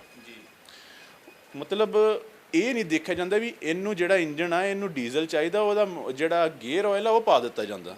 ਇੱਦਾਂ ਹੀ ਬੱਚਿਆਂ ਨਾਲ ਹੁੰਦਾ ਵੀ ਉਹਨੂੰ ਜਿਹੜਾ ਮੇਨ ਸੋਰਸ ਪ੍ਰੋਟੀਨ ਆ ਉਹ ਨਹੀਂ ਦਿੱਤਾ ਜਾਂਦਾ, ਉਹਨੂੰ ਛੋਟੇ ਛੋਟੇ ਸਪਲੀਮੈਂਟ ਦਿੱਤੇ ਜਾਂਦੇ ਜਿਹੜੇ ਮਹਿੰਗੇ ਹੁੰਦੇ ਆ, ਜਿਨ੍ਹਾਂ ਨਾਲ ਉਹਨਾਂ ਨੂੰ ਖਾਣਾ ਵੀ ਘੱਟ ਪੈਂਦਾ ਤੇ ਰਿਜ਼ਲਟ ਨਹੀਂ ਆਉਂਦਾ, ਪਰ ਵੇਚਣ ਵਾਲੇ ਨੂੰ ਮੁਨਾਫਾ ਹੁੰਦਾ। ਇੱਦਾਂ ਹੀ ਉੱਥੇ ਬੱਚੇ ਗੁੰਮਰਾਹ ਹੋ ਜਾਂਦੇ ਸਾਹਮਣੇ ਵਾਲੇ ਦੀ ਬਾਡੀ ਦੇਖ ਕੇ। ਪਰ ਮੇਰੀ ਸਾਰਿਆਂ ਨੂੰ ਇਹੀ ਰਾਏ ਆ, ਤੁਹਾਡੇ ਚੈਨਲ ਦਾ ਹੀ ਇਹ ਆ ਕਿ ਡਾਈਟ ਪਹਿਲਾਂ ਜ਼ਰੂਰੀ ਆ, ਉਹ ਵੀ ਤੁਹਾਡੇ ਘਰ ਦੀ, ਐਕਸਰਸਾਈਜ਼ ਉਸ ਡਾਈਟ ਨੂੰ ਪਹੁੰਚਾਉਣ ਲਈ। ਉਸ ਤੋਂ ਬਾਅਦ ਜੇ ਤੁਹਾਨੂੰ ਰਿਜ਼ਲਟ ਨਹੀਂ ਆ ਰਿਹਾ ਤਾਂ ਸਪਲੀਮੈਂਟ 'ਤੇ ਆਓ। ਤੇ ਜੇ ਤੁਹਾਡੇ ਕੋਲ ਸਮੇਂ ਦੀ ਕਮੀ ਆ, ਮੰਨ ਲਓ ਤੁਸੀਂ ਸਾਰਾ ਦਿਨ, ਮੈਂ ਸਾਰਾ ਦਿਨ ਬਾਹਰ ਰਹਿਣਾ, ਜੌਬ 'ਚ ਬਿਜ਼ੀ, ਕੰਮ 'ਚ ਬਿਜ਼ੀ, ਆਪਣੇ ਕਿੱਤੇ 'ਚ ਬਿਜ਼ੀ, ਮੇਰੇ ਕੋਲ ਖਾਣਾ ਖਾਣ ਦਾ ਟਾਈਮ ਨਹੀਂ ਹੈਗਾ, ਤਾਂ ਤੁਸੀਂ ਜਿਹੜੇ ਸਪਲੀਮੈਂਟ ਆ ਉਹ ਸਾਡੀ ਹੀ ਡਾਈਟ ਦਾ ਪਾਰਟ ਹੁੰਦੇ ਆ।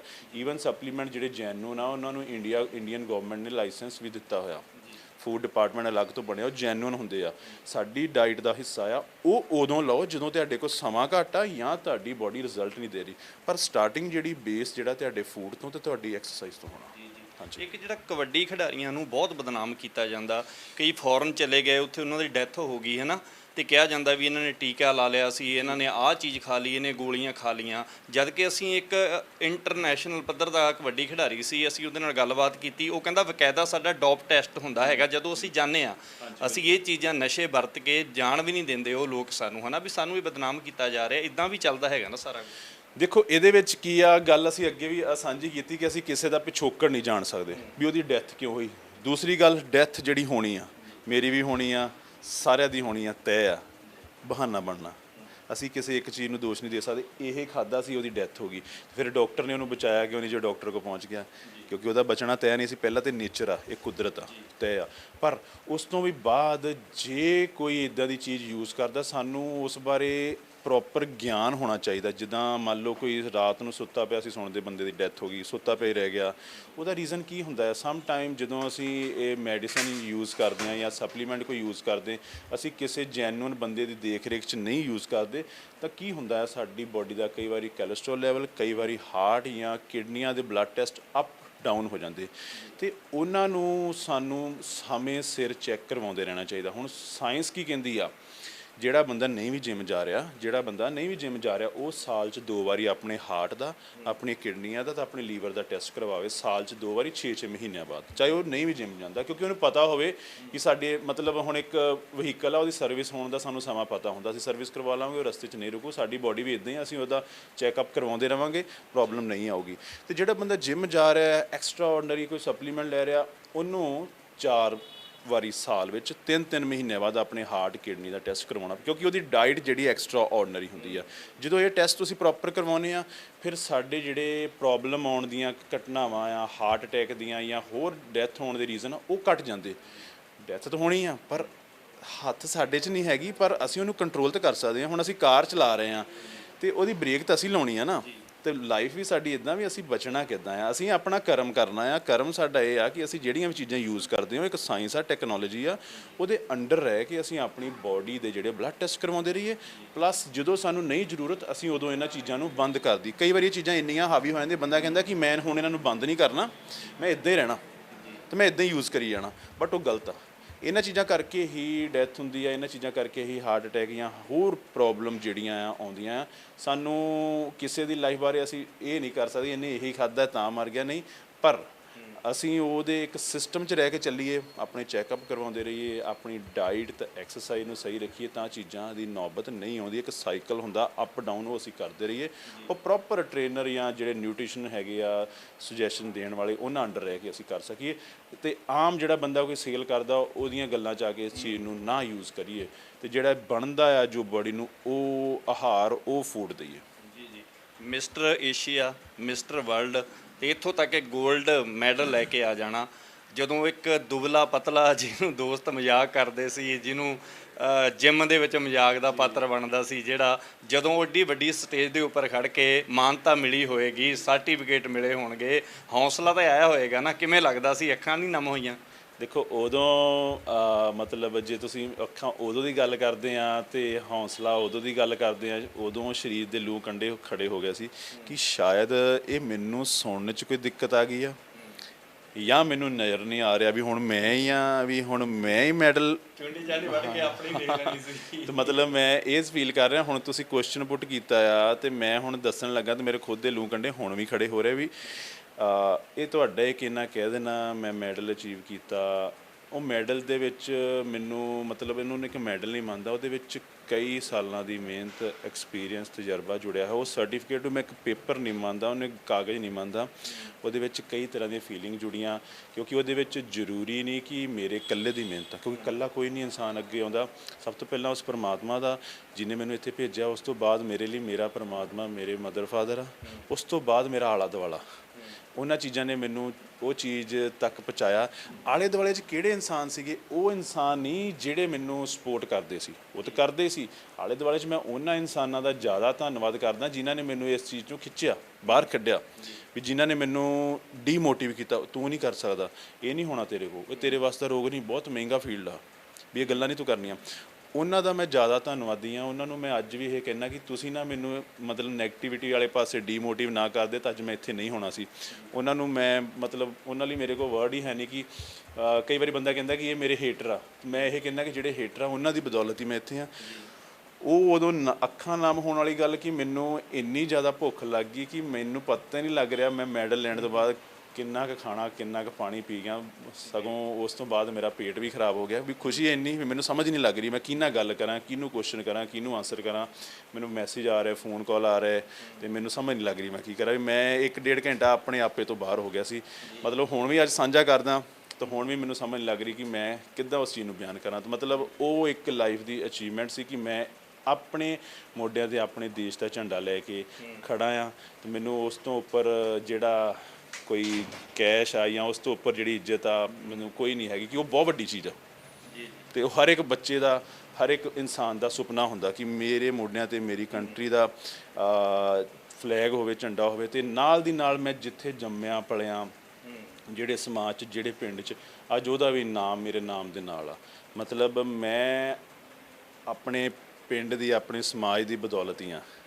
ਤਾਂ ਉਹਨਾਂ ਚੀਜ਼ਾਂ ਨੇ ਮੈਨੂੰ ਇੱਥੇ ਤੱਕ ਪਹੁੰਚਾਇਆ। ਤਾਂ ਹੁਣ ਮੈਂ ਉਸ ਦੇ ਬਾਰੇ ਜ਼ਿਆਦਾ ਕਰੂੰਗਾ ਤਾਂ ਹੁਣ ਵੀ ਮੈਨੂੰ ਲੱਗਦਾ ਅੱਖਾਂ 'ਚ ਪਾਣੀ ਆਊਗਾ। ਤੁਸੀਂ ਮਤਲਬ ਉਹ ਚੀਜ਼ ਸਾਰੀ ਪਿਕਚਰ ਪਿੱਛੇ ਵਾਲੀ ਘੁਮਾ ਰਹੇ ਆ।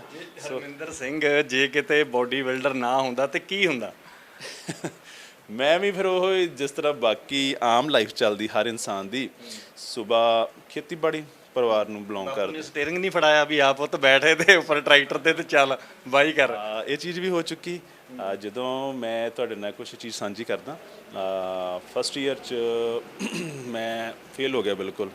ਤਾਂ 560 'ਚੋਂ ਮੇਰੇ 3 ਨੰਬਰ ਆਏ। ਅਤੇ ਉਦੋਂ ਮੈਨੂੰ ਘਰਦਿਆਂ ਨੇ, ਪਾਪਾ ਨੇ ਹਟਾਤਾ ਕਿ ਤੁਸੀਂ ਹੁਣ ਘਰ ਦਾ ਕੰਮ ਕਰੋ, ਆਪਣੀ ਖੇਤੀਬਾੜੀ ਆ ਉਹ ਸਾਂਭੋ, ਆਪਣੇ ਕੋਲ ਉਹੀ ਚੀਜ਼ ਹੁੰਦੀ ਆ ਅਤੇ ਆਪਾਂ ਇਹੀ ਸਾਂਭਣੀ ਆ। ਤਾਂ ਮੈਨੂੰ ਉਹ 'ਚ ਕੋਈ ਸ਼ਰਮ ਨਹੀਂ, ਅੱਜ ਵੀ ਕੋਈ ਸ਼ਰਮ ਨਹੀਂ, ਉਦੋਂ ਵੀ ਕੋਈ ਸ਼ਰਮ ਨਹੀਂ, ਕਿਉਂਕਿ ਸਾਡਾ ਕਿੱਤਾ ਆ, ਹੈ ਨਾ, ਅਸੀਂ ਉਹਦੀ ਬਦੌਲਤ ਹੀ। ਕੰਮ ਕੋਈ ਵੀ ਮਾੜਾ ਨਹੀਂ, ਕੋਈ ਨਹੀਂ ਮਾੜਾ। ਦੂਸਰੀ ਖੇਤੀਬਾੜੀ ਸਾਡਾ ਮਤਲਬ ਬੇਸ ਆ, ਹੈ ਨਾ।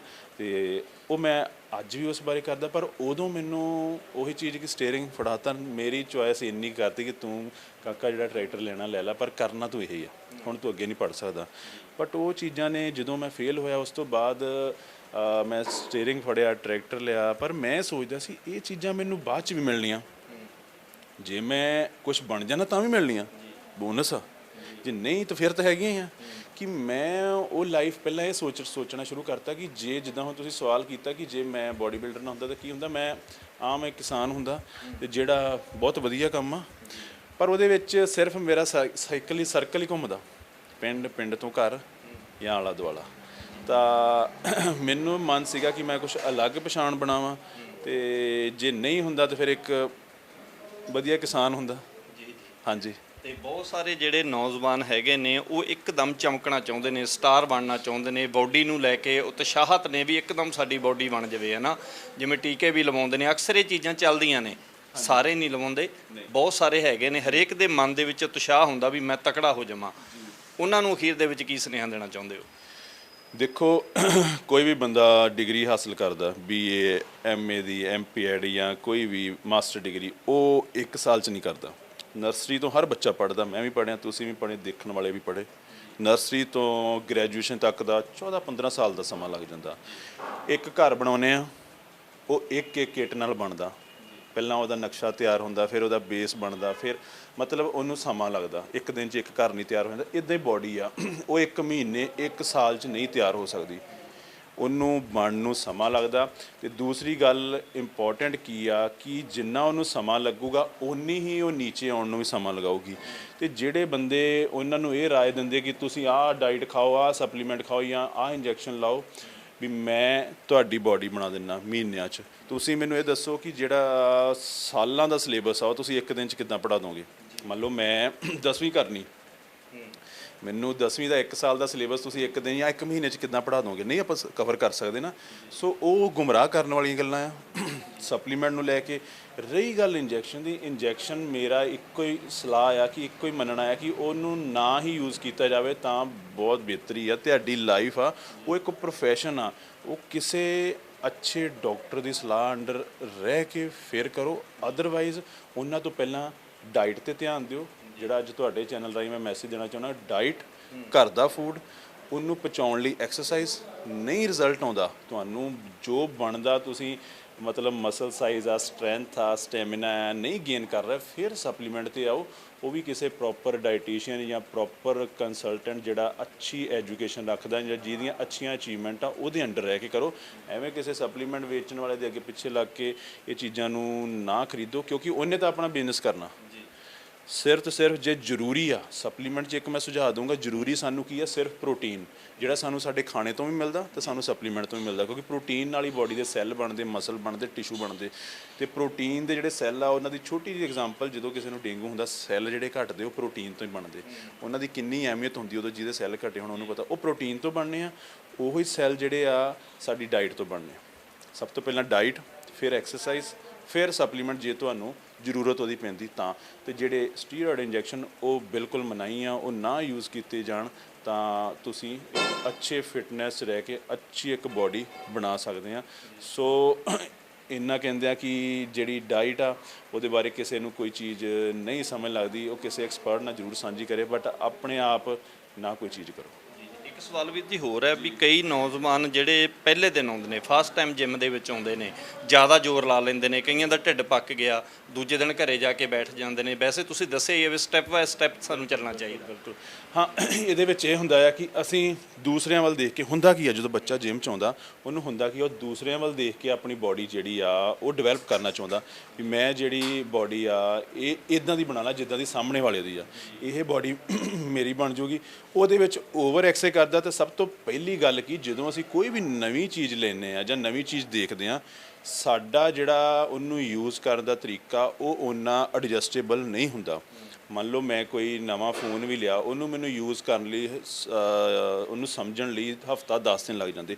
ਇੱਦਾਂ ਹੀ ਬਾਡੀ ਆ, ਅਸੀਂ ਜਦੋਂ ਐਕਸਰਸਾਈਜ਼ ਨਹੀਂ ਕਰਦੇ, ਐਕਸਰਸਾਈਜ਼ ਨਵੀਂ ਸ਼ੁਰੂ ਕਰਦੇ, ਬਾਡੀ ਉਹਨੂੰ ਆਦਤ ਬਣਾਉਣ ਲਈ ਹਫ਼ਤੇ 10 ਦਿਨ ਦਾ ਸਮਾਂ ਲੈਂਦੀ। ਤਾਂ ਮੇਰੀ ਇਹੀ ਤੁਹਾਨੂੰ ਸਾਰਿਆਂ ਨੂੰ ਰਾਏ ਰਹੂਗੀ ਕਿ ਐਕਸਰਸਾਈਜ਼ ਤੁਸੀਂ ਜਦੋਂ ਨਵੀਂ ਸਟਾਰਟ ਕਰਦੇ ਹੋ ਕਰੋ ਜ਼ਰੂਰ, ਕਿੱਕ ਮਾਰੋਗੇ ਬਾਈਕ ਦੀ ਸਟਾਰਟ ਹੋਊਗੀ ਤਾਂ ਫੇਰ ਹੀ ਚੱਲੂਗੀ। ਐਕਸਰਸਾਈਜ਼ ਨਵੀਂ ਸਟਾਰਟ ਜ਼ਰੂਰ ਕਰੋ। ਸਟਾਰਟ ਕਰੋਗੇ ਪੇਨ ਹੋਊਗੀ, ਉਹ ਪੇਨ ਨੂੰ ਤੁਸੀਂ ਐਕਸਰਸਾਈਜ਼ ਕਰਕੇ ਘਟਾਉਣਾ ਆ। ਰੂਟੀਨ 'ਚ ਅਗਲੇ ਦਿਨ ਵੀ ਆਓ, ਉਸ ਤੋਂ ਅਗਲੇ ਦਿਨ ਘੱਟ ਆਓ, ਘੱਟ ਸਮਾਂ ਲਾਓ, ਬਟ ਟਰੈਕ ਨਾ ਛੱਡੋ। ਟਰੈਕ ਤੇ ਗੱਡੀ ਚਲਾਓ ਜ਼ਰੂਰ, ਸਲੋ ਚਲਾਉਂਦੇ ਜਾਓ। ਹਫਤੇ 10 ਦਿਨਾਂ ਬਾਅਦ ਤੁਹਾਡੀ ਬੋਡੀ ਨਾਰਮਲ ਹੋ ਜਾਊਗੀ। ਜਦੋਂ ਤੁਸੀਂ ਪੇਟ ਦੀ ਗੱਲ ਕੀਤੀ ਜਾਂ ਕੋਈ ਹੋਰ ਇੰਜਰੀ ਹੋ ਗਈ ਜਾਂ ਕਹਿ ਲਈਏ ਕਿ ਪੇਨ ਹੋਣ ਲੱਗ ਪਈਆਂ ਜਾਂ ਕਈ ਈਜ਼ੀ ਭਾਸ਼ਾ 'ਚ ਕਹਾਂ ਕਹਿੰਦੇ ਖੱਲੀਆਂ ਪੈ ਗਈਆਂ, ਉਹ ਖੱਲੀਆਂ ਪੈਣ ਤੋਂ ਬਾਅਦ ਹੀ ਤੁਹਾਡੀ ਬੋਡੀ ਨਾਰਮਲ ਹੋਣੀ। ਤਾਂ ਨਾਰਮਲ ਹੋਣ ਲਈ ਕੋਈ ਐਕਸਟਰਾ ਐਕਸਰਸਾਈਜ਼ ਜਾਂ ਐਕਸਟਰਾ ਸਪਲੀਮੈਂਟ ਨਹੀਂ ਆਉਂਦਾ, ਐਕਸਟਰਾ ਡਾਈਟ ਨਹੀਂ ਆਉਂਦੀ। ਤੁਹਾਡੀ ਰੂਟੀਨ ਆ, ਜਦੋਂ ਰੂਟੀਨ ਹਫਤੇ 10 ਦਿਨਾਂ ਦੀ ਹੋ ਗਈ, ਕਿਸੇ ਨੂੰ ਹਫਤੇ ਬਾਅਦ, ਕਿਸੇ ਨੂੰ 15 ਦਿਨਾਂ ਬਾਅਦ ਉਹ ਚੀਜ਼ ਨਾਰਮਲ ਲੱਗਣੀ ਸ਼ੁਰੂ ਹੋ ਜਾਂਦੀ। ਸਿੰਪਲ ਚੀਜ਼। ਬਹੁਤ ਬਹੁਤ ਧੰਨਵਾਦ ਜੀ। ਇੱਕ ਬਹੁਤ ਵੱਡੀ ਮਿਹਨਤ ਹੈ ਇੱਥੇ ਤੱਕ ਪਹੁੰਚਣ ਦੇ ਲਈ। ਕਿਸ ਤਰ੍ਹਾਂ ਸਾਰਾ ਜੀਵਨ ਸ਼ਾਰਟਕੱਟ ਦੇ ਵਿੱਚ ਸਾਨੂੰ ਵੀਰ ਜੀ ਨੇ ਦੱਸਿਆ ਵੀ ਹਾਂ ਕਿਸ ਤਰ੍ਹਾਂ ਮੈਂ ਕਾਲਜ ਪੜ੍ਹਨ ਜਾਂਦਾ, ਕਿਸ ਤਰ੍ਹਾਂ ਮੈਂ ਮਿਹਨਤ ਕੀਤੀ ਤੇ ਕਿਵੇਂ ਮੇਰੇ ਦੋਸਤਾਂ ਨੇ ਮੈਨੂੰ ਇਹਨਾਂ ਦੇ ਕਹਿਣ ਦੇ ਮੁਤਾਬਿਕ ਇੱਕ ਉਤਸ਼ਾਹਿਤ ਕੀਤਾ। ਚਾਹੇ ਉਹ ਇੱਕ ਤਾਨੇ ਕਹਿ ਸਕਦੇ ਆਪਾਂ ਮਾਰਦੇ ਸੀ, ਤੂੰ ਬੜਾ ਪਤਲਾ, ਤੂੰ ਨਹੀਂ ਜਿਮ ਆ ਸਕਦਾ, ਤੇਰੀ ਬੋਡੀ ਨਹੀਂ ਬਣ ਸਕਦੀ, ਪਰ ਇਹਨਾਂ ਦੇ ਲਈ ਇੱਕ ਉਤਸ਼ਾਹਿਤ, ਇੱਕ ਨੈਗੇਟਿਵ ਚੀਜ਼ ਦੇ ਵਿੱਚੋਂ ਵੀ ਪੋਜ਼ਿਟਿਵ ਚੀਜ਼ ਲੱਭਣੀ। ਆਪਾਂ ਇੰਜ ਕਹਿ ਸਕਦੇ ਹਾਂ ਨੈਗੇਟਿਵਿਟੀ ਦੇ ਵਿੱਚੋਂ ਵੀ ਪੋਜ਼ਿਟਿਵ ਹੋ ਕੇ ਚੱਲਣਾ। ਤੇ ਤਾਂ ਅੱਜ ਇੱਥੇ ਤੱਕ ਪਹੁੰਚੇ ਨੇ ਵੀ ਅੱਜ ਦੁਨੀਆ ਇਹਨਾਂ ਨੂੰ ਜਾਣਦੀ ਹੈ। ਇਹਦੇ ਪਿੱਛੇ ਬਹੁਤ ਵੱਡੀ ਮਿਹਨਤ ਹੈ। ਇੱਕ ਉਹ ਲੋਕ ਜਿਹੜੇ ਇਹ ਕਹਿੰਦੇ ਨੇ ਵੀ ਅਸੀਂ ਇੱਕਦਮ ਬੋਡੀ ਬਣਾ ਲਈਏ ਤੇ ਇੱਕਦਮ ਦੁਨੀਆ ਵਿੱਚ ਸਾਡਾ ਨਾਮ ਹੋਵੇ। ਬੜਾ ਸੋਹਣਾ ਉਹਨਾਂ ਨੇ ਵੀਰ ਜੀ ਹੁਣਾਂ ਨੇ ਉਹਨਾਂ ਨੂੰ ਇੱਕ ਦੱਸਿਆ ਵੀ ਹੌਲੀ ਹੌਲੀ ਸਟੈਪ ਬਾਏ ਸਟੈਪ, ਇਹ ਨਾ ਹੋਵੇ ਟੀਕੇ ਲਗਾ ਕੇ ਜਾਂ ਕੋਈ ਇਦਾਂ ਦੇ ਪ੍ਰੋਡਕਟ ਯੂਜ਼ ਕਰਕੇ ਆਪਣਾ ਜਿਹੜਾ ਸਰੀਰ ਹੈਗਾ, ਇੱਕ ਗਾਲ ਹੀ ਲਫ਼ਜ਼ ਵਰਤ ਸਕਦੇ ਹਾਂ ਵੀ ਆਪਣਾ ਸਰੀਰ ਜਿਹੜਾ ਉਹ ਨਿਕੰਮਾ ਨਾ ਕਰ ਲਈਏ। ਸਟੈਪ ਬਾਏ ਸਟੈਪ ਅੱਗੇ ਵਧੀਏ। ਤੁਸੀਂ ਦੇਖ ਰਹੇ ਹੋ ਸੁਰਖਾਬ ਟੀਵੀ, ਮੈਂ ਅਮਰਪ੍ਰੀਤ ਸਿੰਘ ਗੁੱਜਰਵਾਲ।